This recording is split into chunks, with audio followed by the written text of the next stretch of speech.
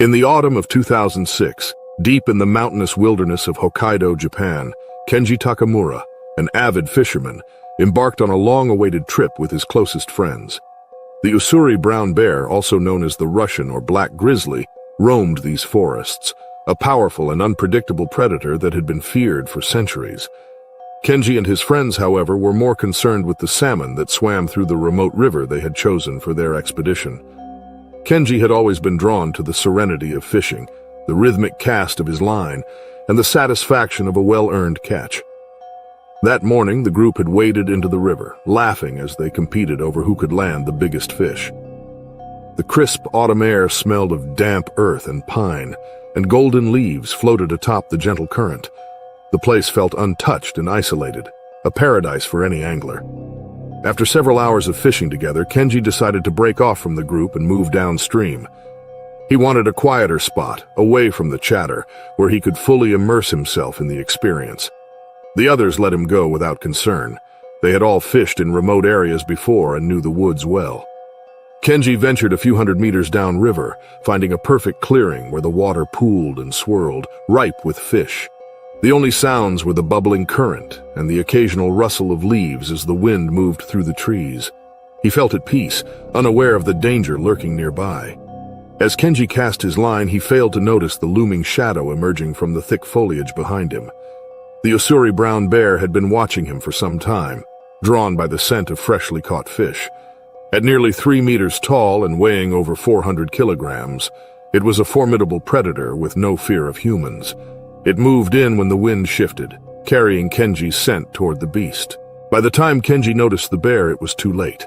A branch snapped, and he turned just as the massive creature surged forward. A bolt of fear paralyzed him.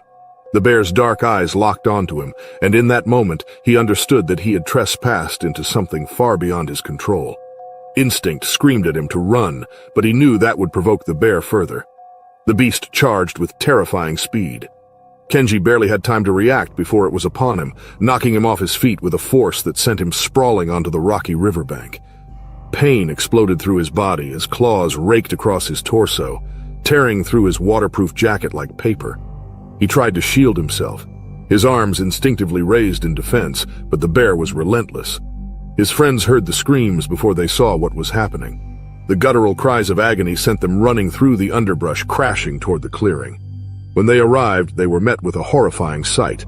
Kenji on the ground, blood pooling around him as the bear stood over him. The animal hesitated momentarily, startled by the sudden arrival of more humans. In a desperate bid to save their friend, one grabbed a nearby tree branch and waved it aggressively, shouting at the top of his lungs. Another fired a flare into the air, hoping the noise and light would startle the bear. It worked. The beast snarled, taking a final swat at Kenji before retreating into the trees. The group rushed to Kenji's side. His face was pale, his breath ragged. Blood seeped from deep gashes across his chest and arm, staining the ground beneath him. One of them, Rio, tore off his jacket and pressed it against the wounds, desperately trying to slow the bleeding. They fumbled for their satellite phone, their hands shaking as they called for emergency help. Minutes felt like hours as they waited. Kenji struggled to speak, his voice barely above a whisper. His friends urged him to hold on, to stay awake, but the damage was severe. When the rescue team finally arrived, they found a group of men drenched in sweat and fear, their faces hollow with shock. The medics worked quickly, but despite their efforts, Kenji's body succumbed to the trauma before they could transport him to safety.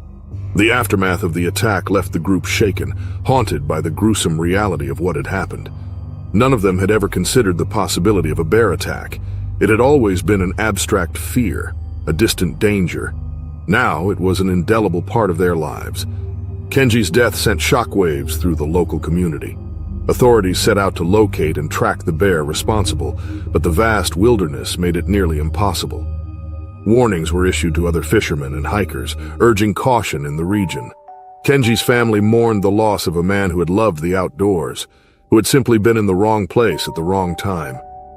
For his friends, the trip that was supposed to be a weekend escape became a defining tragedy.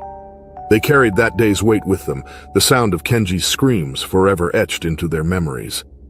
Once a place of peace, the river now held only ghosts of the past. Years later, Ryo would return to the same spot, standing by the river's edge, with the current whisper in his ears. He no longer brought a fishing rod, only silence, only remembrance. The wilderness had not changed, indifferent to the loss it had claimed.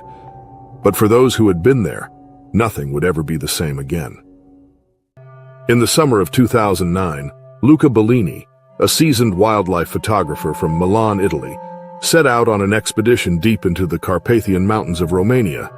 Known for their breathtaking landscapes and dense forests, these mountains were home to one of Europe's largest populations of brown bears. Luca had spent years traveling the world to capture rare glimpses of nature's most elusive creatures, and this time, his goal was to photograph the Carpathian brown bear in its natural habitat. Luca's journey led him to a remote section of the forest near the Buseghi Mountains, where few ventured. The air was thick with the scent of damp earth and pine, and the only sounds were the occasional chirping of birds and the rustling of leaves as unseen creatures moved through the undergrowth. He had set up his campsite near a rocky outcrop, a vantage point allowing him to capture the wildlife below. After days of unsuccessful attempts to spot a bear, Luca wondered if his patience would be rewarded. One morning, before the sun had risen, he ventured out with his camera in hand, trekking carefully along a narrow game trail that wound through the towering trees. As he moved, he took in the beauty of the mist-covered valley, stopping now and then to photograph the enchanting scenery. Then, as he reached a small clearing, his heart leaped. There, just beyond the tree line, stood a massive brown bear, its powerful frame partially hidden by the shadows of the forest. His hands trembled with excitement as he raised his camera, careful not to make sudden movements. Through the lens, he could see the bear sniffing the air, its deep brown fur illuminated by the morning light. It was the perfect shot. He adjusted his settings, steadying his breath as he prepared to capture the moment. Just as he pressed the shutter button, a gust of wind carried his scent toward the animal. The bear's head snapped up. Its dark eyes locked onto Luca, and in an instant its demeanor changed. A low guttural growl rumbled from its throat. Luca's excitement turned to cold fear as he realized his mistake. He had gotten too close. Before he could even think of retreating, the bear stepped forward, its massive paws crushing the undergrowth beneath it. Then, without warning, it charged. Luca's survival instincts kicked in. He turned and bolted, his boots pounding against the uneven ground. His heart hammered against his ribs as he sprinted toward a nearby incline, hoping to distance himself from the predator. But the bear was fast, faster than he had ever imagined. He could hear it crashing through the underbrush behind him, its heavy breaths growing louder. Desperation surged through him as he spotted a fallen tree just ahead. With one final burst of energy, Luca threw himself over the massive trunk, landing hard on the other side. He scrambled to his feet, darting behind a thick cluster of boulders. His breath came in ragged gasps as he pressed his back against the cold stone, his mind racing. The bear reached the fallen tree, hesitating momentarily as it searched for him. Luca barely dared to breathe, every muscle in his body tense. Seconds felt like hours. The bear huffed, sniffing the air before letting out a low growl. It paced along the edge of the fallen tree, its frustration evident. Then, as suddenly as the chase had begun, the bear lost interest. With one last glance toward the rocks where Luca was hiding, it turned and lumbered back into the forest, disappearing into the dense foliage. Luca remained frozen in place, his chest rising and falling with the effort of catching his breath. His body trembled, not just from exhaustion, but from the sheer intensity of the experience. Slowly, he reached for his camera, which was still miraculously strapped around his neck. The lens was cracked and the body was scratched, but it had survived, just like him. It took him nearly an hour to gather the courage to move. His limbs felt weak as he retraced his steps, cautiously returning to his campsite. Every rustle in the trees sent him a fresh wave of panic. But the bear did not return. When he finally reached the safety of his tent, he collapsed onto the ground, shaking with relief. In the following days, Luca couldn't shake the memory of the bear's eyes, dark, intelligent, and terrifyingly primal. He had spent years photographing predators from behind the safety of his camera, but this encounter had been different. It had been raw, real, and far too close. He packed his belongings and left the mountains sooner than planned, the wilderness no longer holding the same allure it once had. Months later, as he sat in his studio in Milan, reviewing the damaged memory card from his camera, he found a blurred image of the bear just before it had charged. It wasn't the perfect shot he had hoped for, but it was far more powerful. It was a reminder of the fine line between human curiosity and nature's unyielding force. Luca continued his work as a wildlife photographer but never returned to the Carpathian Mountains. The experience had changed him. He still respected nature, perhaps even more than before, but he had learned a hard lesson. Sometimes the most breathtaking moments come with a price, and sometimes survival is the only story worth capturing. Warm summer afternoon in 2004, the Johnson family set out for what was supposed to be a peaceful picnic in the Absaroka Beartooth Wilderness of Montana. The area was renowned for its breathtaking views, crystal-clear streams, and abundant wildlife.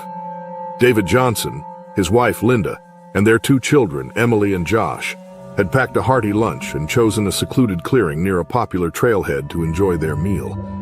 The day was perfect. Blue skies stretched overhead, a gentle breeze rustled the tall pines, and the distant sound of a babbling brook set the scene for a serene afternoon. Unbeknownst to them, however, a grizzly bear had been wandering through the area, drawn by the scent of human food. The massive male bear had been scavenging closer to human settlements due to a dwindling supply of natural prey that summer.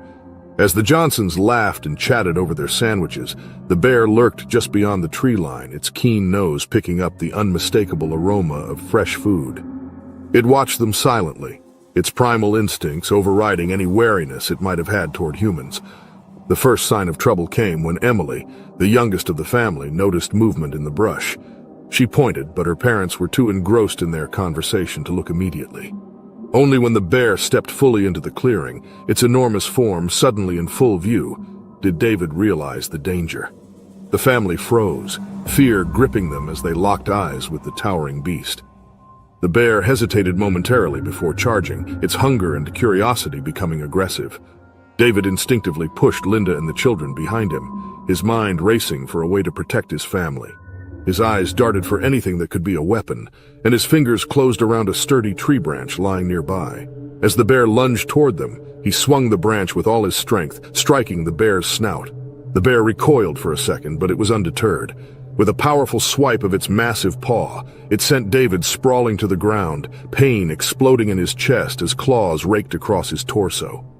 Linda screamed, grabbing the children and pulling them away, urging them to run toward the car.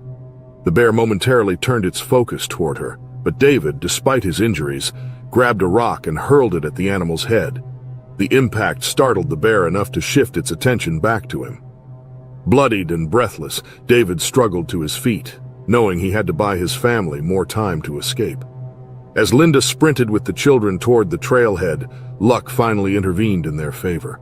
The sound of an approaching hiker's whistle echoed through the trees. Suddenly aware of another human presence, the bear hesitated, its primal instincts urging caution. The moment of indecision was enough. David, seizing the opportunity, grabbed his branch again and waved it wildly, shouting with every ounce of strength. The bear, now uncertain, let out a low growl before retreating into the forest, disappearing as swiftly as it had appeared. David collapsed onto his knees, his body trembling from pain and exhaustion. Moments later, Linda and the children returned with the hiker, who had ready a can of bear spray. Together, they helped David to his feet and hurried him back to their car. By the time they reached the nearest hospital, David's wounds had begun to clot, though the deep gashes required stitches. The doctors assured him he was lucky. The attack could have been fatal had the bear aimed higher or struck more aggressively. In the weeks that followed, the incident haunted the Johnsons. Emily and Josh had nightmares about the encounter, and even Linda was reluctant to step into the wilderness again. But it was David who bore the heaviest burden. The scars on his chest were a constant reminder of the terror they had faced. But more than that, he found himself unable to shake the deep-rooted fear that had settled within him. The mountains, once his sanctuary, now felt like hostile territory. Over time, the family slowly recovered. They attended therapy, shared their fears, and learned more about bear safety. David, determined not to let the attack define him, studied wilderness survival techniques and advocated for responsible camping practices. Though he never quite returned to his old self, he found solace in educating others, ensuring that people understood the dangers of the wild and how to avoid provoking such terrifying encounters. Years later, the family returned to Montana for another trip, though they chose a more secure and well-trafficked location. David stood at the edge of a scenic overlook, staring at the vast wilderness that had once turned against him. He knew he would never be the same, but he also knew he had survived something most wouldn't. And with that knowledge came a quiet sense of strength, one that would stay with him for the rest of his life. Yet even as time passed, some wounds never fully healed. On certain nights, David would wake up drenched in sweat, the phantom memory of the bear's growl echoing in his mind. He often found himself running his fingers absent-mindedly over the scars on his chest, each ridge a testament to a battle fought and survived. Linda noticed his quiet moments of reflection, but never pride. She understood that some fears linger beneath the surface, no matter how much time passed. Determined not to let fear dictate his life, David eventually enrolled in a wilderness survival training course, immersing himself in the knowledge he wished he had possessed that fateful day. He learned to store food properly, recognize bear activity, and use spray effectively. He even shared his story with fellow trainees, turning his trauma into a lesson for others. If his experience could prevent even one family from facing what he had, then the pain had served a purpose. By the time Emily and Josh were grown, the Johnsons had made peace with the past. Though David would never feel entirely at ease in the wild again, he had learned to coexist with his fear. It was no longer a paralyzing force, but a cautious whisper, reminding him of the unpredictable power of nature. And as he watched his children embark on their journeys, he hoped they carried the fear of that day and the resilience they had all gained in its aftermath.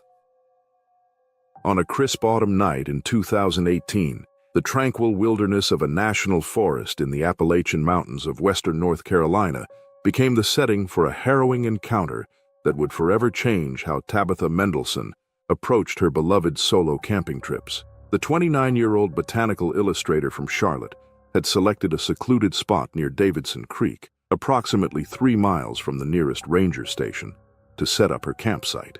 The area, known for its diverse flora and breathtaking vistas, had been Tabitha's favorite retreat since college. Tabitha, an experienced outdoorswoman who had completed wilderness survival courses, believed she understood proper bear country protocols. Using the recommended bear bag method, she had diligently hung her food supplies from a tree branch approximately 200 feet from her campsite. She didn't realize that her cooking habits had created an invisible problem. For dinner, she had prepared a fragrant stew of local mushrooms and herbs on her portable propane stove, eating directly beside her tent for convenience as a light rain began to fall. According to the subsequent report filed with park rangers, Tabitha cleaned her cookware with biodegradable soap, but only about 50 feet from her tent, considerably closer than the recommended distance. Additionally, she had changed into the clothes she had worn while cooking before sliding into her sleeping bag, inadvertently bringing food scents into her tent. Wildlife biologist Dr. Xavier Holloway, who later analyzed the incident, noted that these minor oversights created an olfactory invitation to any bears nearby. With their extraordinarily sensitive sense of smell, approximately 7 times more powerful than a bloodhound's, black bears can detect food odors over a mile away. The forest had been unusually active that season. Park records indicated 17 reported bear sightings in the previous month alone, including 3 incidents where bears had investigated unoccupied campsites. A particularly dry summer had reduced berry production, one of the bears' primary food sources, causing them to range more widely in search of nourishment. At approximately 2:15 a.m., Tabitha awoke to the sound of something moving heavily outside her tent. In her subsequent account, she described feeling initially curious, rather than frightened, assuming it might be a raccoon or a possum investigating her campsite. She remained motionless in her sleeping bag, straining to identify the sounds in the darkness. The attack occurred with startling suddenness. Without warning or provocation, the black bear, later estimated to be a young adult male weighing approximately 250 pounds, pressed its snout against the thin nylon wall of Tabitha's tent, in a behavior that Dr. Holloway later described as investigative rather than predatory. The bear bit down on what turned out to be Tabitha's right shoulder through the fabric. The pressure was intense and immediate. Tabitha reported feeling a combination of crushing pain and the disorienting sensation of being dragged sideways while still inside her sleeping bag. The bear pulled her approximately 3 feet before she instinctively reacted with a piercing scream and began kicking wildly against the tent wall. This defensive response proved effective. Unlike their grizzly cousins, black bears are typically more easily intimidated by aggressive human behavior. The startled animal immediately released its grip and retreated several yards. Tabitha described hearing the bear huffing and moving about outside as she frantically located her headlamp and bear spray. Despite her injury, Tabitha had a remarkable presence of mind. She unzipped her tent and extracted herself while making as much noise as possible. Blood soaking through her thermal shirt, she maintained visual contact with the bear, which remained visible at the edge of her campsite, apparently confused, but not immediately threatening. Backing slowly toward the tree where her car keys and phone were hanging with her food supplies, Tabitha continued shouting and waving her arms. She managed to retrieve her belongings and make her way to her vehicle, which was parked half a mile away at a small designated camping area. The bear did not pursue her. At the parking area, Tabitha encountered fellow campers Joaquin Esperanza and Maylin Wong, who provided first aid for her injuries. 4 puncture wounds to her shoulder that, while bleeding profusely, had not damaged any major blood vessels or nerves. Joaquin remained with Tabitha while Maylin drove to an area with cell reception to contact emergency services. Park Ranger Eleanor Blackwood responded to the call and arrived at the scene approximately 40 minutes later. She escorted Tabitha to the regional hospital in Brevard, where doctors treated and dressed her wounds.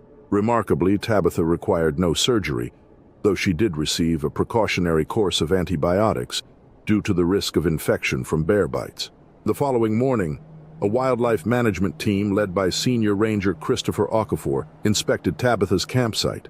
They confirmed from paw prints and scat that the culprit was a medium-sized black bear. Of particular interest to the investigation was the discovery that the animal had thoroughly investigated the area where Tabitha had washed her cooking equipment, even digging several small holes in search of food residue. Through trail camera records and tracking, rangers identified the bear as one previously tagged 2 years earlier during a population study. Records showed it had been spotted near developed areas multiple times in the preceding months, suggesting it was becoming habituated to human presence and food sources. Following the incident, park authorities implemented enhanced bear awareness programs, including mandatory video briefings for all overnight campers and the installation of additional bear-resistant food lockers at popular campsites. Ranger Blackwood used Tabitha's experience as a case study in wilderness safety presentations, emphasizing the importance of proper food handling and cooking practices.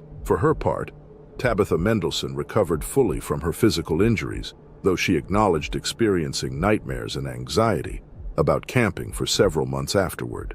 In an interview with a magazine 6 months after the incident, she stressed the importance of respecting wildlife and following safety protocols meticulously. By the following summer, she had returned to solo camping, albeit with significantly modified practices, including using a portable electric fence system around her sleeping area and strict adherence to cooking at least 200 feet from her tent.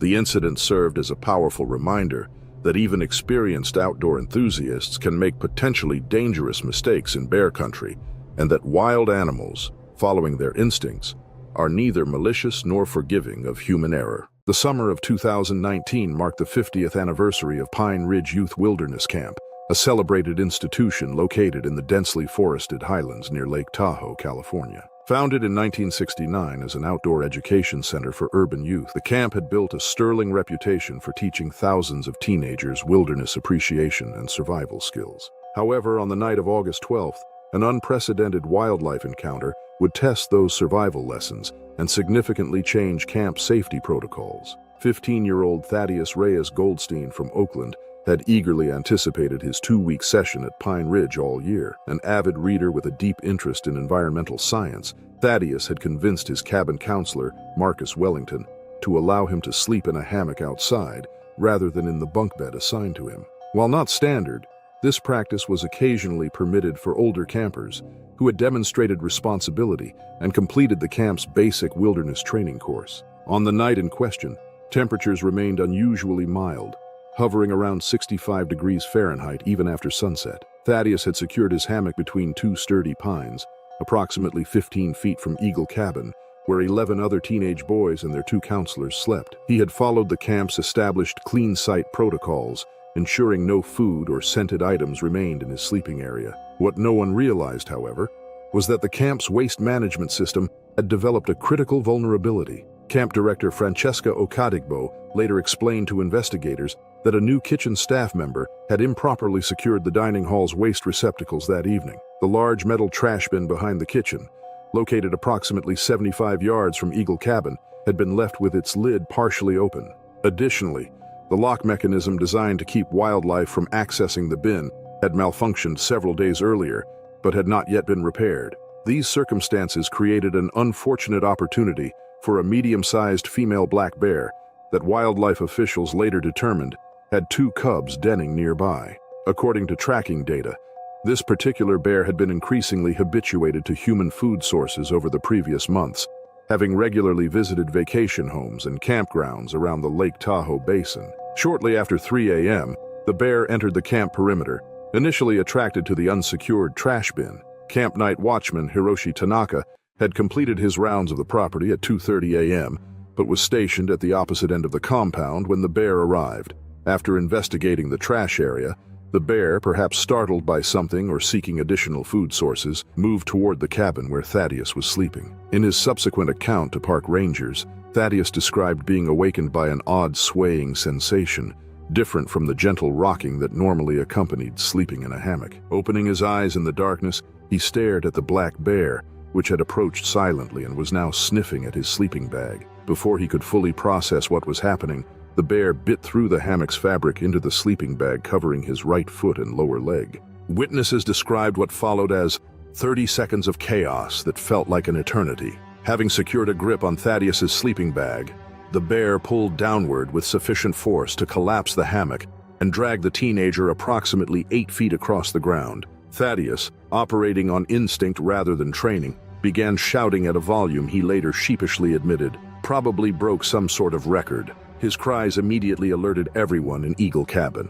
Counselor Marcus Wellington reacted with remarkable speed, grabbing the air horn kept by the cabin door specifically for wildlife encounters and rushing outside. The second counselor, Francisco Jimenez, followed close behind with the cabin's emergency flashlight, directing its powerful beam toward the commotion. The combination of Thaddeus's continued shouting, the piercing blast of the air horn, and the sudden bright light proved effective. The bear released its grip and retreated several yards, though it did not immediately flee the area. Instead, it remained at the perimeter of the light's reach, swaying and making what Wellington described as woofing sounds that wildlife experts later identified as stress vocalizations. As Francisco maintained the light on the bear, Marcus cautiously approached Thaddeus, who had scrambled away from his collapsed hammock and was attempting to assess his injuries. Additional help arrived within minutes as other counselors and staff responded to the emergency air horn signal. Camp Director Okadigbo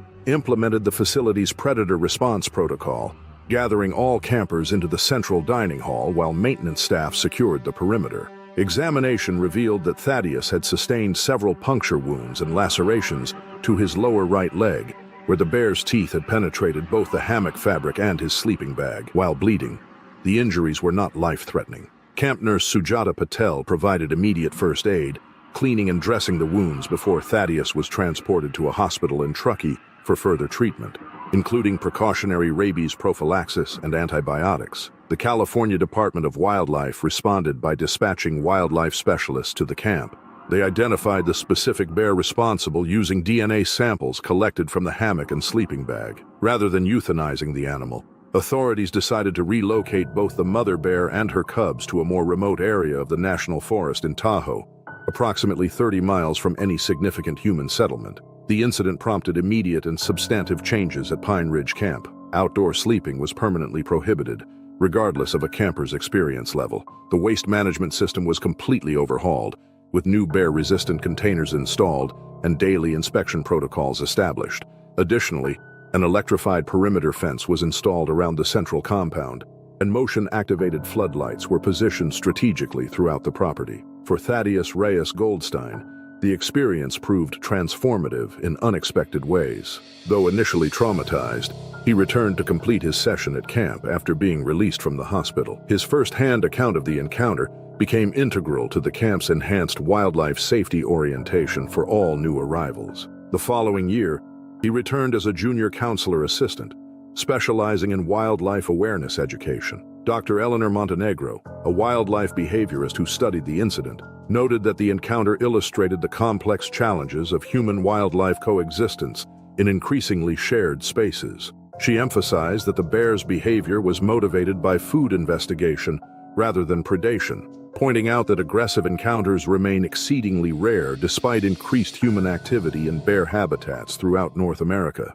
The remote wilds of Kodiak Island, Alaska, had long presented unique challenges for those tasked with maintaining the infrastructure that supports its scattered human communities. In June 2023, the dangerous intersection of wilderness and utility work became apparent during a routine maintenance operation that would forever change how such work is conducted throughout Alaska's bear country. On the morning of June 8th, a three-person maintenance team from Kodiak Electric Association departed from the main power station to inspect transmission structures along a particularly remote section of line, approximately 15 miles from Larsen Bay. The crew consisted of senior lineman Nikolai Voloshin, a 19-year veteran with the utility, apprentice technician Anastasia Kuznetsova, who had transferred from the mainland operation 6 months earlier, and operations specialist Dmitry Ilich, who had lived on Kodiak Island his entire life and had worked with the electric cooperative for 11 years. The team reached their worksite at approximately 9:30 a.m.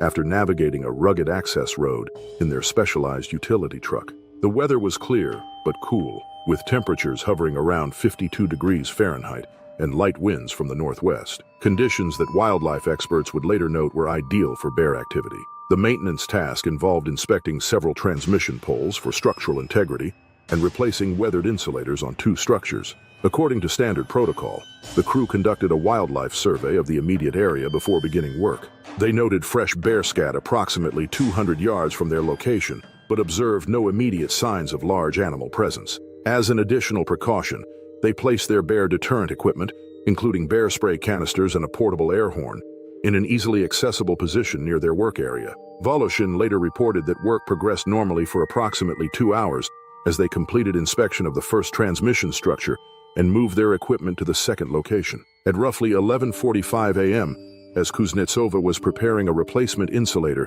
and Ilich was photographing corrosion damage on the pole's base, movement at the forest edge caught Voloshin's attention. An enormous Kodiak bear was emerging from a stand of Sitka spruce approximately 75 yards away, which wildlife officials would later estimate weighed approximately 1,400 pounds. The standard operating procedure for such encounters emphasized remaining grouped, making noise to announce human presence, and slowly retreating toward the vehicle's safety if possible. According to Kuznetsova's subsequent statement, the 3 workers followed this protocol perfectly, gathering their essential tools while moving deliberately toward their truck, which was parked approximately 30 yards away. What happened next defied typical bear behavior patterns. Rather than displaying curiosity or wariness, the massive animal immediately lowered its head and charged directly toward the work crew. Wildlife behavior experts who later analyzed the incident suggested that the bear may have been startled by the unfamiliar equipment or possibly by protecting a food cache nearby. However, no definitive explanation for the unusually aggressive behavior was ever confirmed. Faced with the rapidly approaching bear, the workers abandoned their measured retreat and ran for the vehicle. Voloshin and Kuznetsova, who were working closer to the truck, reached it first. Ilich, who had been photographing the base of the pole, found himself furthest from safety and directly in the bear's path. In what Voloshin later described as an incredible presence of mind, Ilich reached for the emergency air horn attached to his utility belt and activated it while moving toward the truck. The sudden blast of sound momentarily confused the charging bear, causing it to hesitate briefly. This hesitation allowed Ilich to gain several crucial yards, but not enough to reach safety. The bear recovered quickly and lunged at Ilich from behind, catching him by the upper right thigh and pulling him to the ground. Both Voloshin and Kuznetsova, now safely inside the truck cab, described witnessing a brief but violent struggle as Ilich tried to protect himself while the bear maintained its grip on his leg. Kuznetsova immediately activated the truck's emergency horn, while Voloshin retrieved the vehicle's emergency kit, which contained a heavy-duty bear deterrent flare gun. He exited the passenger side door opposite where the attack was occurring, and fired a flare over the bear's position. The combination of the truck's horn and the bright flare passing overhead finally disrupted the attack. The bear released Illich and retreated several yards, though it remained visible and continued displaying aggressive behavior. Taking advantage of this opportunity, Voloshin moved quickly toward his injured colleague while maintaining as much distance as possible from the agitated bear. He helped Illich to his feet and supported him as they made their way to the truck. Throughout this rescue, Kuznetsova maintained constant noise from the vehicle's horn and kept the headlights flashing, tactics that appeared to keep the bear from renewing its attack. Once all three workers were safely inside the vehicle, they contacted emergency services via satellite phone. Given their remote location, evacuation options were limited. Kuznetsova, who had received advanced first aid training, applied pressure bandages to Illich's wounds. At the same time, Voloshin navigated the difficult access road toward a clearing, suitable for a helicopter landing approximately 4 miles away. The Alaska Wildlife Troopers coordinated with the Coast Guard to dispatch a helicopter from their Kodiak station. Despite challenging terrain and weather conditions that developed during the afternoon, the medical evacuation team successfully transported Illich to a medical center approximately 2 hours after the attack. He had sustained multiple deep puncture wounds to his right thigh and significant tissue damage, but no major arteries had been compromised. Following emergency surgery and extensive wound cleaning to prevent infection, Illich spent 9 days in the hospital before being released for outpatient rehabilitation. He returned to limited duty with Kodiak Electric Association 4 months later. However, he admitted in a community newspaper interview that he experienced significant anxiety during his first field assignment after the incident. The attack prompted immediate and comprehensive changes to utility worker safety protocols throughout Alaska. Kodiak Electric Association implemented a mandatory 2-person bear watch system for all field operations in remote areas, with one crew member designated solely to monitor for wildlife, while others performed maintenance tasks. Additionally, the utility developed portable, rapidly deployable electric fencing systems that could create a safe work perimeter within minutes of arrival at a remote site. The Alaska Department of Fish and Game used data from the incident to enhance its wildlife safety training programs for all industries operating in bear habitat. The particular bear involved in the attack was never definitively identified. However, conservation officers noted an unusually high concentration of Kodiak bears in the area that season due to excellent salmon returns in nearby streams. For Dmitry Illich, the experience fundamentally changed his relationship with the wilderness he had called home his entire life. Following his recovery, he began giving public safety presentations at local schools, emphasizing the importance of proper training and equipment when working in bear country. On September 27, 2024, the golden hues of autumn covered the vast wilderness of Alberta, Canada. The towering peaks of the Canadian Rockies loomed over dense forests, where wildlife roamed freely. The park, known for its scenic beauty, had long been a destination for hikers, photographers, and nature lovers. Among the visitors that season were Daniel and Rachel Carter, a newlywed couple from Vancouver. Daniel, 31, was an avid outdoorsman, having grown up hiking in the Coast Mountains, while Rachel, 29, had only recently developed a love for the wild, encouraged by her husband. They had chosen this park as the perfect honeymoon destination, excited to explore its untouched trails. That morning, they set out toward Pyramid Lake, a breathtaking area surrounded by pine trees and famous for its still waters. The couple had planned to take a leisurely hike along the Pyramid Bench Trail, a route that offered stunning views of the lake and the distant peaks. The air was crisp, the scent of pine thick, and the quiet was only broken by the occasional chirp of a bird. Unknown to them, they were walking through territory claimed by a legend, Bear 112. For years, hikers and park rangers had shared stories about Bear 112, a massive old grizzly with a body covered in deep scars from past fights. The bear had been relocated multiple times due to its aggression, each time returning to the park as if drawn back by something unexplainable. It was known for breaking into campsites, charging at hikers, and stalking trails. Rangers had debated whether it was too dangerous to keep alive, but officials always hesitated. Bear 112 had survived decades in the wild, and some believed it should be left alone. The couple's hike started peacefully, the afternoon sun casting long shadows across the trail. Daniel led the way with Rachel just behind, stopping now and then to take pictures. The trail was empty except for the sound of leaves rustling in the wind. They had no idea they were being watched. In the thick underbrush, Bear 112 waited, Its dark eyes locked onto them. It had not eaten in days, and as colder weather approached, its instincts sharpened. The scent of humans was familiar. It had learned before that humans sometimes carried food, sometimes made mistakes, and sometimes were slow to react. Then Rachel unknowingly stepped on a fallen branch. The sharp snap broke the stillness, sending a signal through the trees. The grizzly charged, bursting from the underbrush in a blur of muscle and fur. Daniel barely had time to turn before the bear slammed into him, sending him crashing into the dirt. Its powerful claws raked across his back, tearing through his jacket and flesh. Rachel screamed, frozen in terror.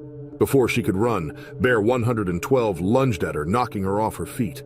The bear's jaws clamped onto her arm, dragging her toward the trees as she struggled and kicked. The trail, once peaceful, had turned into a scene of horror. No one else was nearby, and the forest swallowed their cries. By the time the sun set, Daniel and Rachel were gone. Days passed before anyone realized Daniel and Rachel Carter were missing. They had planned to check out of their cabin on September 29, 2024, but when the staff noticed their belongings untouched and no sign of their departure, concern grew. Calls to their phones went unanswered. Park rangers were notified, and a search team was assembled immediately.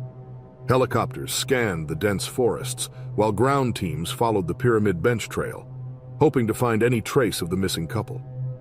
The weather had begun to turn, with the crisp autumn air growing colder and time was running out. On October 1st, 2024, searchers found their first clue. Near the trail's northern loop, shredded gear was scattered along the dirt path. Daniel's backpack was torn open, its contents spread across the ground. A few feet away, Rachel's camera lay cracked, its lens covered in dirt. The team's worst fears were confirmed when they spotted deep claw marks gouged into the soil, as if something massive had dragged a heavy weight through the forest. The search intensified. Rangers moved carefully, rifles ready. They had encountered grizzly attacks before, but nothing like this. On October 3rd, 2024, a ranger spotted Bear 112. The massive grizzly was pacing near a fresh carcass, its fur thick and scarred. The remains were barely recognizable, but forensic teams quickly determined they were human. Fragments of clothing and bone confirmed what everyone feared. Daniel and Rachel had been killed and partially eaten. The decision that followed was not easy. For years, Bear 112 had been relocated multiple times, each time finding its way back to Jasper. Officials had debated whether to euthanize it, but now, with 2 confirmed deaths, the choice was clear. A team of park rangers and expert trackers was sent out. Armed with tranquilizers and rifles, they moved cautiously through the dense forest, following the bear's fresh tracks. The mission was dangerous. Bear 112 was not just large, it was experienced in surviving human threats. For 2 days, the team followed trails of crushed leaves, broken branches, and fresh scat. The grizzly had vanished deep into the wild backcountry, but its movements were predictable. On October 5th, 2024, the team found Bear 112 near Malign Pass, feeding on a fresh deer carcass. A sharpshooter took position, his rifle steady. One shot rang through the forest.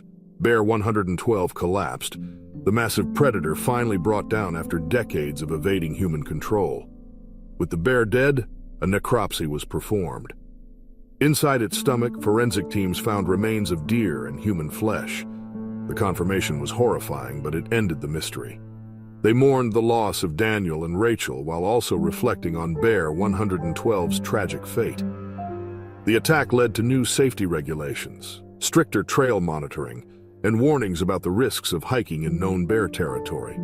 The legend of Bear 112 ended, but its story haunted the park forever. July 14th, 2024, the towering peaks of Rocky Mountain Park stood against the evening sky, their rugged beauty stretching across the Canadian Rockies. The summer air was crisp, carrying the scent of pine trees through the valleys where rivers flowed and wildlife roamed freely. For Peter Lawson, 45, this was the perfect place to spend time with his family. A longtime resident of Calgary, Peter had always loved the outdoors. His job as a construction project manager kept him busy, but every summer he made sure to take time off for an annual camping trip with his wife, Susan, 42, and their 16-year-old son, Jacob. This year they had chosen a popular campground near Lake Minnewanka, a breathtaking area known for its crystal-clear waters and endless hiking trails. They had arrived 2 days earlier, setting up camp in a scenic spot near a cluster of tall spruce trees. Their tent was pitched just a few feet from the fire pit, where they had spent the evening cooking over an open flame, roasting marshmallows and sharing stories under the stars. The campground was busy but peaceful, with other families enjoying the same escape into nature. Some had campfires burning late into the night, while others had already settled inside their tents, the only sound being the occasional rustling of leaves in the wind. As the sky darkened, the Lawsons finished their meal and prepared for bed. They secured their belongings but left a cooler with food outside, believing it was safe enough. Jacob was the first to crawl into his sleeping bag, followed by Susan. Peter stayed up a little longer, making sure the fire was fully out before joining them inside. By midnight, the campground was quiet, the only noises coming from the distant sounds of owls hooting and the soft rush of the nearby river. None of them knew that just beyond the tree line, a massive grizzly bear was moving through the dark, sniffing the air. The bear, nearly 800 pounds, had been wandering the area for days, drawn by the smell of food left behind by campers. Though rangers had issued warnings about bear sightings, no one had expected an attack. The grizzly's powerful nose caught the scent of the cooler, leading it straight toward the Lawsons' tent. It moved silently at first, creeping toward the campsite, sniffing around the fire pit before focusing on the cooler left just outside the tent flap. Then with one massive swipe, the bear knocked the cooler over, spilling food onto the ground. Inside the tent, Peter stirred, hearing the noise. He assumed it was just the wind, until he heard heavy breathing just outside the fabric. Before he could react, the tent ripped open. In an instant, the grizzly lunged, grabbing Peter by the arm and dragging him out. Susan and Jacob screamed as the massive claws slashed through the tent, pulling Peter onto the dirt outside. The campground erupted in panic, but the bear was not done. The campground was no longer silent. Panic spread as screams filled the air, waking nearby campers who rushed out of their tents, trying to understand what was happening. The grizzly bear had already dragged Peter several feet from the tent, its powerful claws gripping him as it reared back, its massive frame towering over the campsite. Peter fought desperately, struggling against the bear's grip, but the animal was too strong. Its jaws clamped down on his shoulder, shaking him violently before slamming him onto the ground. The force of the attack sent shockwaves of pain through his body, his vision blurring as deep wounds opened across his chest. Susan and Jacob screamed for help, but they were frozen in terror. The bear growled, its deep rumbling sound cutting through the night air, drowning out the panicked shouts of nearby campers. A few campsites away, other visitors grabbed pots, pans, and flashlights, running toward the scene. They banged metal together, shined lights at the bear, and shouted in an effort to scare it off. But the grizzly did not back down. Instead, it turned toward the nearest person rushing to help. The bear lunged, knocking a young camper to the ground. Claws raked across his back, tearing through his jacket and into his skin. He managed to roll away, screaming in pain as blood soaked through his shirt. The campsite was now in complete chaos. Some people ran for their cars, others called for rangers, and a few brave campers continued to try to drive the bear away. Another camper, an older man who had been staying near the entrance of the campground, attempted to wave his arms and yell, trying to distract the bear. It turned toward him, growling before charging forward. The man tripped over a fallen log, and in an instant, the bear was on him. It swiped at his side, its claws cutting deep before knocking him to the ground. By now, park rangers had arrived, their trucks speeding down the dirt path, red and blue lights flashing. They jumped out with rifles and rubber bullets, immediately assessing the situation. The bear stood over Peter's motionless body, its breath heavy, blood on its fur. A series of loud pops rang out as the rangers fired rubber bullets, aiming to drive the bear away without killing it. The animal roared in anger, backing up slightly but still holding its ground. More rubber bullets struck its side, and after a tense few seconds, the bear finally turned and retreated into the woods, disappearing into the darkness. Rangers and paramedics rushed to the injured campers, but it was too late for Peter. His body lay still on the ground, deep wounds covering his chest and arms. Despite the efforts of those around him, he had not survived the attack. The two other injured campers were treated on site before being transported to a hospital. They had deep wounds, but would survive. The next morning, rangers tracked the grizzly bear deep into the backcountry. After confirming it was the same animal, they made the decision to euthanize it to prevent further attacks.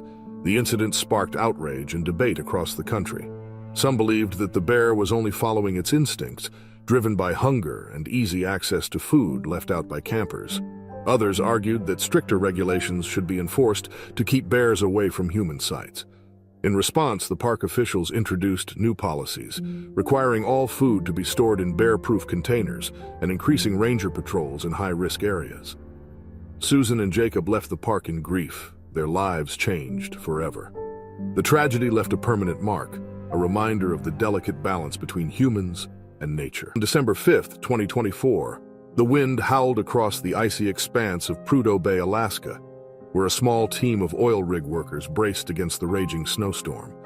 The remote drilling station, surrounded by miles of frozen tundra, was their workplace and home for weeks at a time.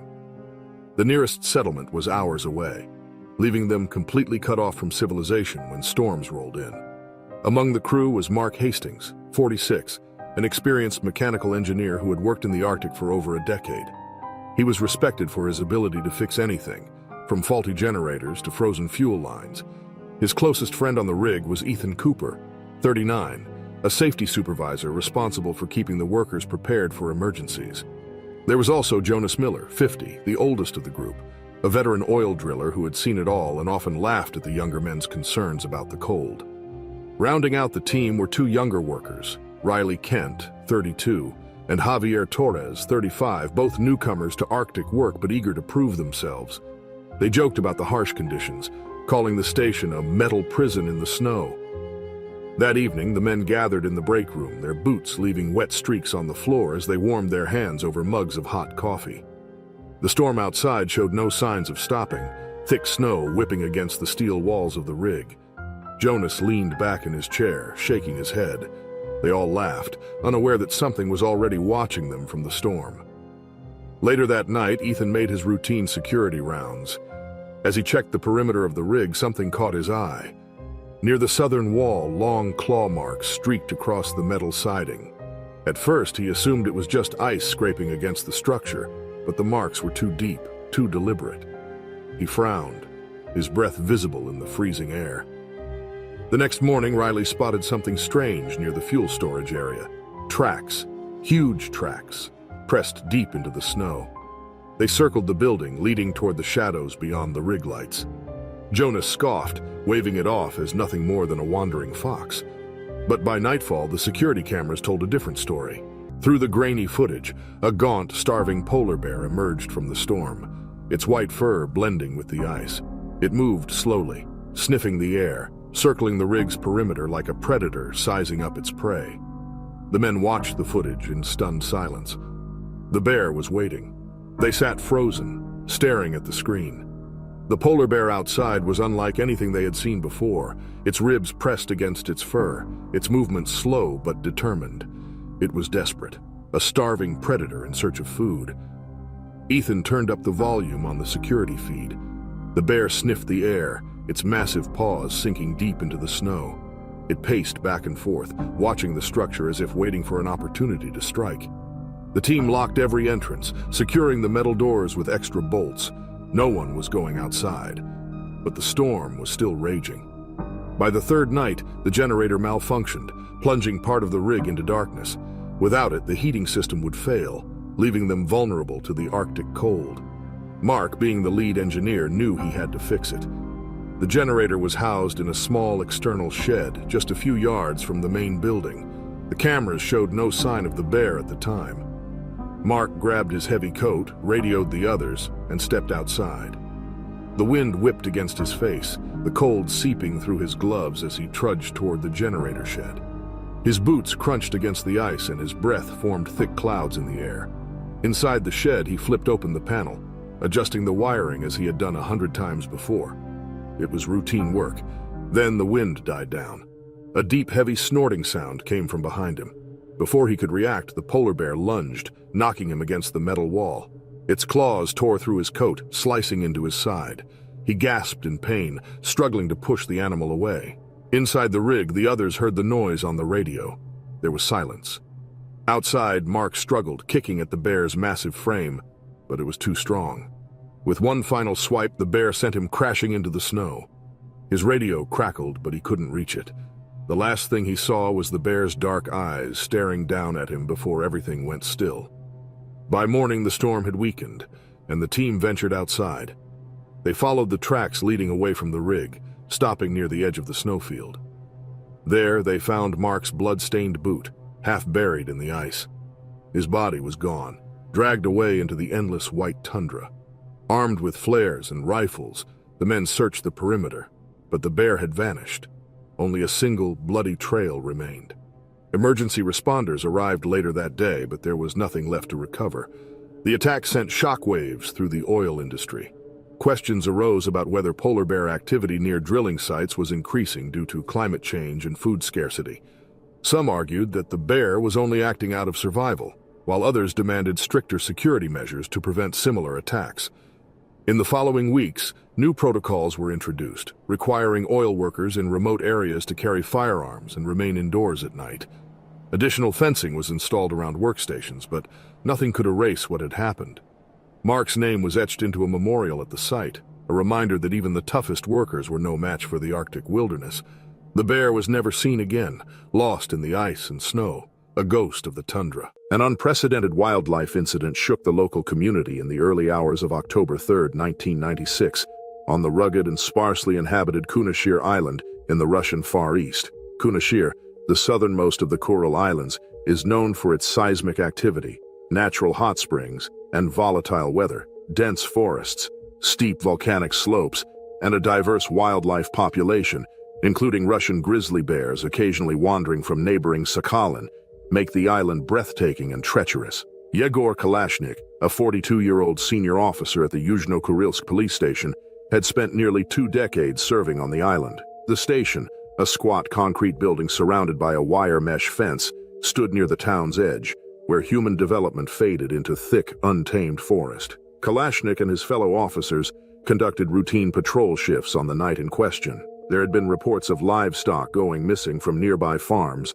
likely scavenged by bears struggling to find food as the harsh Siberian winter approached. At about 3:17 a.m., Officer Denis Malenkov stepped outside the station's main gate for a smoke break. Another officer, Ilya Solomin, accompanied him. Midway through their shift, the two men spoke briefly about the coming snow. Neither noticed the rustling in the shadows beyond the fence. Then, without warning, the steel gate swung open. A massive Russian grizzly bear, emaciated but still terrifying in size and strength, barreled through the entrance, its breath visible in the icy night air. The attack was sudden, brutal, and completely unexpected. Caught off guard, both officers had no time to react. Malenkov was knocked to the ground immediately, the bear's claws raking across his back and shoulder. Solomon tried to run but was grabbed by the animal before reaching the door. Kalashnik and 2 other officers heard the commotion inside the station and rushed to the windows. They watched, horrified, as the bear mauled their colleagues just yards away. Kalashnik ordered the station locked down and called for emergency backup from the military outpost 15 kilometers away. Armed only with sidearms, the officers inside chose not to engage the bear directly through the glass, fearing that a failed shot might draw the beast further inside. The bear thrashed and roared for nearly 5 minutes before suddenly retreating into the dark forest as swiftly as it had come. Malenkov and Solomon were still alive when the officers rushed out moments later. Both were bleeding heavily and in shock. A military medical unit arrived shortly after, transporting the men by armored vehicle to the regional hospital. Solomon's injuries were extensive, and he was placed in intensive care. Malenkov, though in severe pain, was expected to recover after several surgeries. Local authorities quickly set up perimeter patrols and wildlife monitoring in the surrounding areas. Wildlife experts were flown in to assess the situation. They determined the Russian grizzly was likely an older male forced south from its natural range by increasingly scarce food supplies. An unseasonably warm September had disrupted the usual berry and salmon runs, and the bear's desperation had overridden its usual wariness of humans. The incident prompted a sweeping change in wildlife management protocols across the Kuril Islands. Previously, lax patrols were replaced with round-the-clock forest surveillance, and officers were outfitted with higher-caliber weapons capable of neutralizing large predators. Citizens were issued guidelines on how to bear-proof their homes and farms. Yegor Kalashnik, haunted by what he had witnessed, later requested a transfer off the island. He gave a rare interview to a regional newspaper, emphasizing that the bear was not evil, just hungry, pushed too far by a collapsing ecosystem. Solomon, after multiple surgeries, eventually returned to light duty and became a vocal advocate for improving cohabitation strategies between humans and wildlife in Russia's remote territories.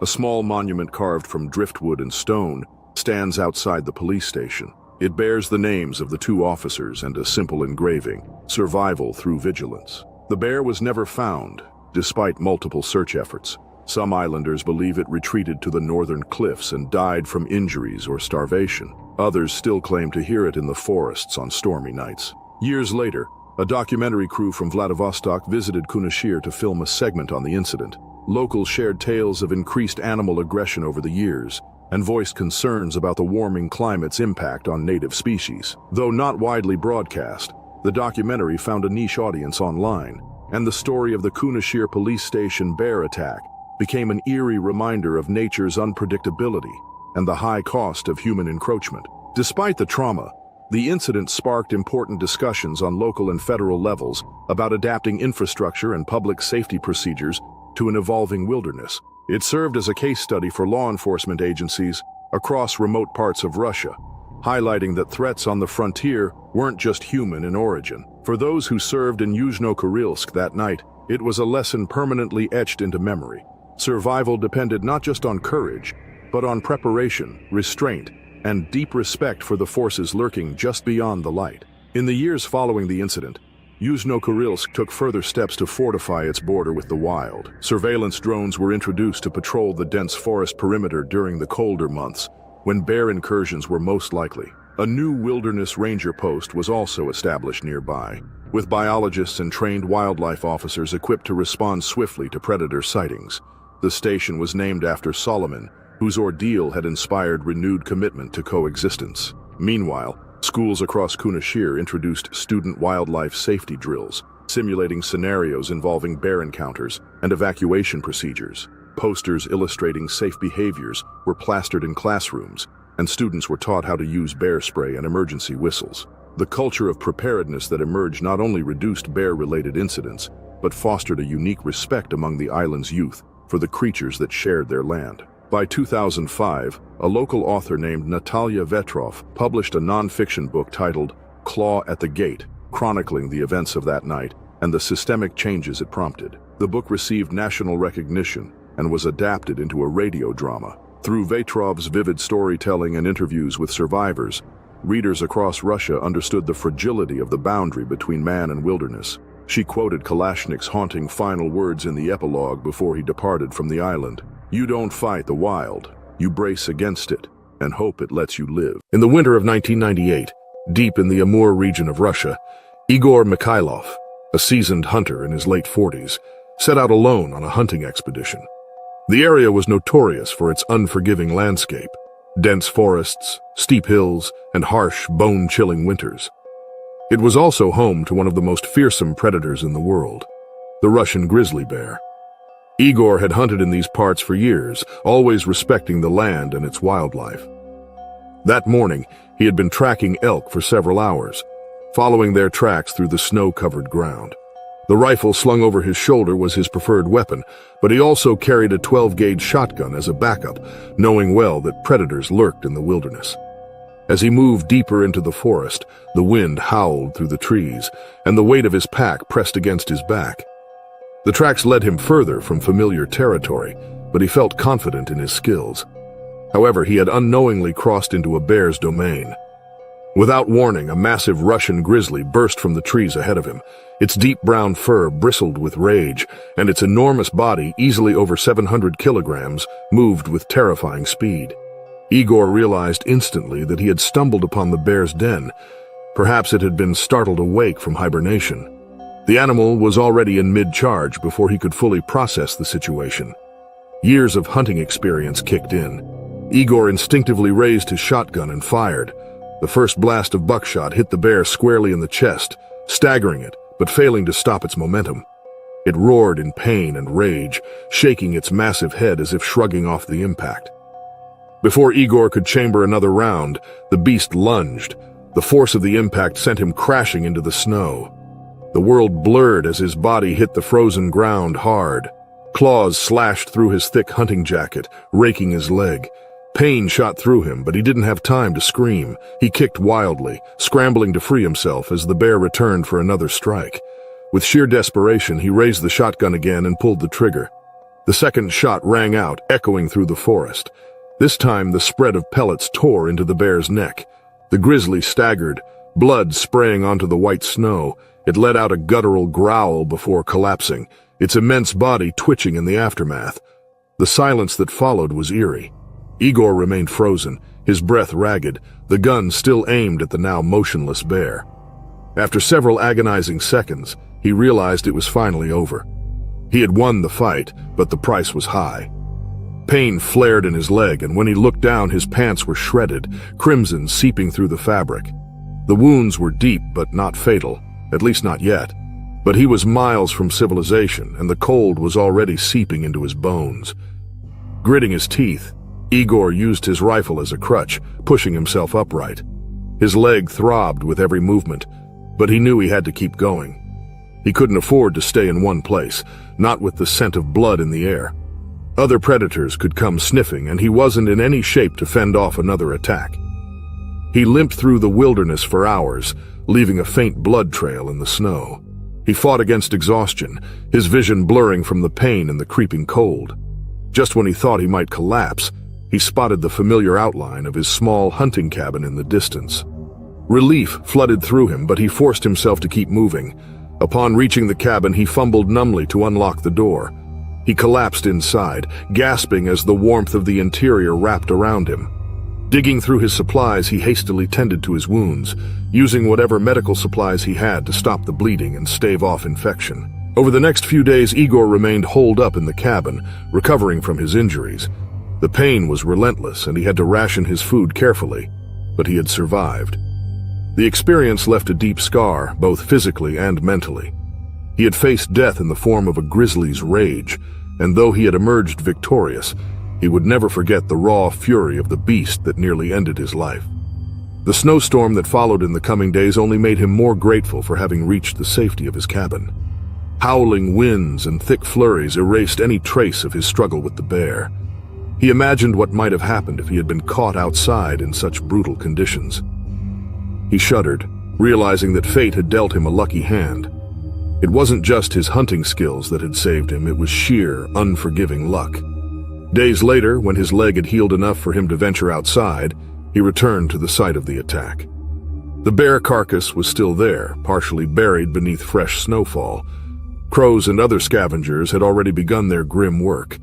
He studied the lifeless beast for a while, his breath clouding in the icy air. Despite everything, he couldn't help but feel a sense of respect for the creature. It had fought to protect its territory, just as he had fought to survive. When he finally returned to his village weeks later, the tale of his encounter spread quickly.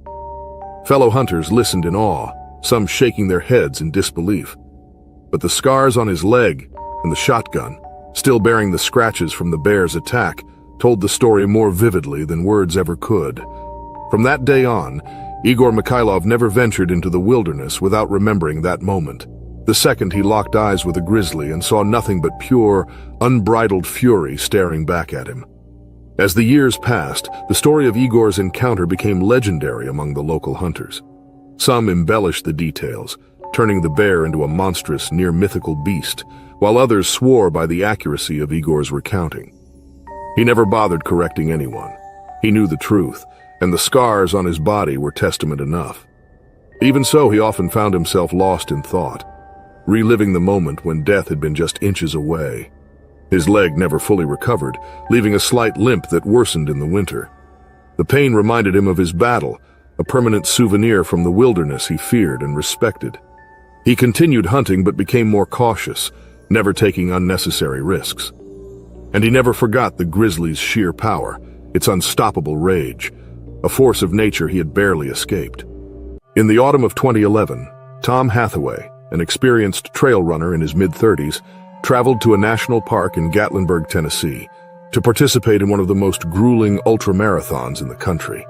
The race wound through dense forests, up steep inclines, and across treacherous terrain where the wilderness remained largely untouched. The air was crisp with the scent of pine and damp earth, and golden leaves fluttered down from the towering trees, signaling the deepening of the season. Tom had spent years training for events like this, thriving on the endurance challenge. He felt confident with his hydration pack snug against his back and his GPS watch tracking his pace. The first few miles of the race had gone smoothly, but fatigue began to settle in as he neared the 30-mile mark. He decided to take a detour to avoid a crowded section of the trail, a decision that would change his life forever. The new path led him into a secluded area where the forest canopy thickened, casting long shadows over the leaf-strewn ground. The rustling of small animals in the underbrush was a constant companion, but Tom was focused on his breathing and stride. He barely noticed when the usual ambient sounds of the forest began to change. The birds had gone silent. The scurrying of chipmunks ceased. An eerie stillness took hold, wrapping around him like a cold grip. Then a low grunt broke the silence. Before he could react, a black bear emerged from the brush, its dark eyes locking onto him. Tom froze. The bear stood on all fours, its massive frame dwarfing him. It sniffed the air, catching the scent of sweat and human presence. His heart pounded. He had read about bear encounters before. Stay calm, don't run, make yourself look bigger. But before he could even take a step back, the bear charged. The impact was immediate and brutal. The force sent Tom sprawling onto the ground, the bear's weight pressing down on him as it swiped with sharp claws. Pain exploded across his chest as the beast tore through his running shirt, leaving deep, bloody gashes. Instinct took over. He kicked, thrashed, trying to shield his face with his arms. The growl of the bear was deafening, vibrating through his very bones. Tom's hand fumbled for the small air horn strapped to his pack. His fingers found the cold metal as the bear's teeth snapped dangerously close to his face. With all his strength, he pressed the button. The sharp, piercing sound shattered the tense air. The bear recoiled, startled, its ears flattening against its head. It hesitated, growling in frustration before taking a step back. Tom didn't waste a second. Bloodied and gasping, he scrambled backward, never turning his back on the bear. His body ached, his vision blurred from the pain, but he forced himself to keep moving. The bear huffed and shook its head before retreating into the dense underbrush. The attack had lasted less than a minute, but it felt like an eternity to Tom. Adrenaline carried him forward, pushing his battered body toward the nearest race checkpoint. His clothes were torn, his chest burned with pain, and his limbs felt like lead. When he stumbled into the checkpoint, the race officials and medics rushed to his side. Their faces turned pale at the sight of his injuries, and he barely managed to explain what had happened before he was placed on a stretcher. He spent the next few days in a hospital, recovering from his wounds. The doctors marveled at his survival, calling it a miracle that he hadn't suffered fatal injuries. The physical pain would heal, but the psychological scars were another matter. Every time he closed his eyes, he saw the bear's dark, intelligent gaze and the sheer power behind its attack. Nightmares plagued his sleep, and the once soothing sounds of nature now set his nerves on edge. Months later, Tom attempted to return to trail running. His body had healed, but his mind resisted. The sound of rustling leaves made his pulse race. Shadows between the trees felt like lurking threats. He pushed himself to overcome the fear, but something inside him had changed. He no longer ran with the same reckless abandon. Once his sanctuary, the wilderness now held an underlying menace he could never forget. Though he never stopped running, Tom learned to respect the untamed wild in a way he never had before. He carried bear spray religiously, mapped out safer routes, and always remained alert. The attack had left him with more than scars. It had given him a new understanding of his place in the wild. He had survived by sheer luck, and knew that luck might not be on his side next time. Years passed, but the memory of that day never truly faded. He found himself drawn back to the national park, seeking closure. One summer afternoon, he hiked back to the same trail where the attack had occurred. The forest looked unchanged, timeless in its beauty and danger. Standing among the trees, he felt fear and reverence, knowing that the wilderness was indifferent to human life. It had nearly taken his, after all. As he knelt and touched the earth where he had bled years before, he whispered a silent acknowledgement to the bear that had attacked him. It wasn't evil or malicious. It was simply surviving, just as he had fought to do. He left the forest that day with a sense of peace he hadn't known he needed. The scars on his body remained, but they no longer felt like wounds. They were reminders of the day he had faced the wild and lived to tell the tale. Tom continued to run but no longer sought to conquer the trails. Instead, he moved with caution and respect, knowing that nature was not something to be beaten but something to coexist with. He became an advocate for bear safety, sharing his story with fellow runners, hoping to prevent others from making the same mistakes he had. His fear had turned into wisdom, and through that wisdom he found a renewed love for the wilderness that had nearly claimed his life. And so, with each new run and mile covered, he carried the weight of experience with him. The national park in Gatlinburg, Tennessee, had changed him forever, shaping him into a man who understood the thin line between survival and disaster. And yet, despite everything, he never stopped running, for it was in running that he found himself again. The winter of 1998, deep in the unforgiving Siberian wilderness, police officers set out to investigate reports of illegal poaching. Ivan Petrov and his longtime partner, Alexei Morozov, led the expedition, navigating through the dense, snow-covered taiga forests. The Russian Grizzly, a feared apex predator of the region, was known to roam these lands, its sheer size and power making it a formidable presence. The air was thick with the scent of pine and frost, and each breath came out in a visible cloud. The officers trudged through knee-deep snow, their rifles slung across their backs, eyes scanning the landscape for signs of human activity. Tracks in the snow indicated movement, though whether they belonged to poachers or animals was unclear. The forest's silence was eerie, broken only by the occasional rustle of branches or the distant howling of wolves. As they ventured deeper, the group came upon a gruesome discovery.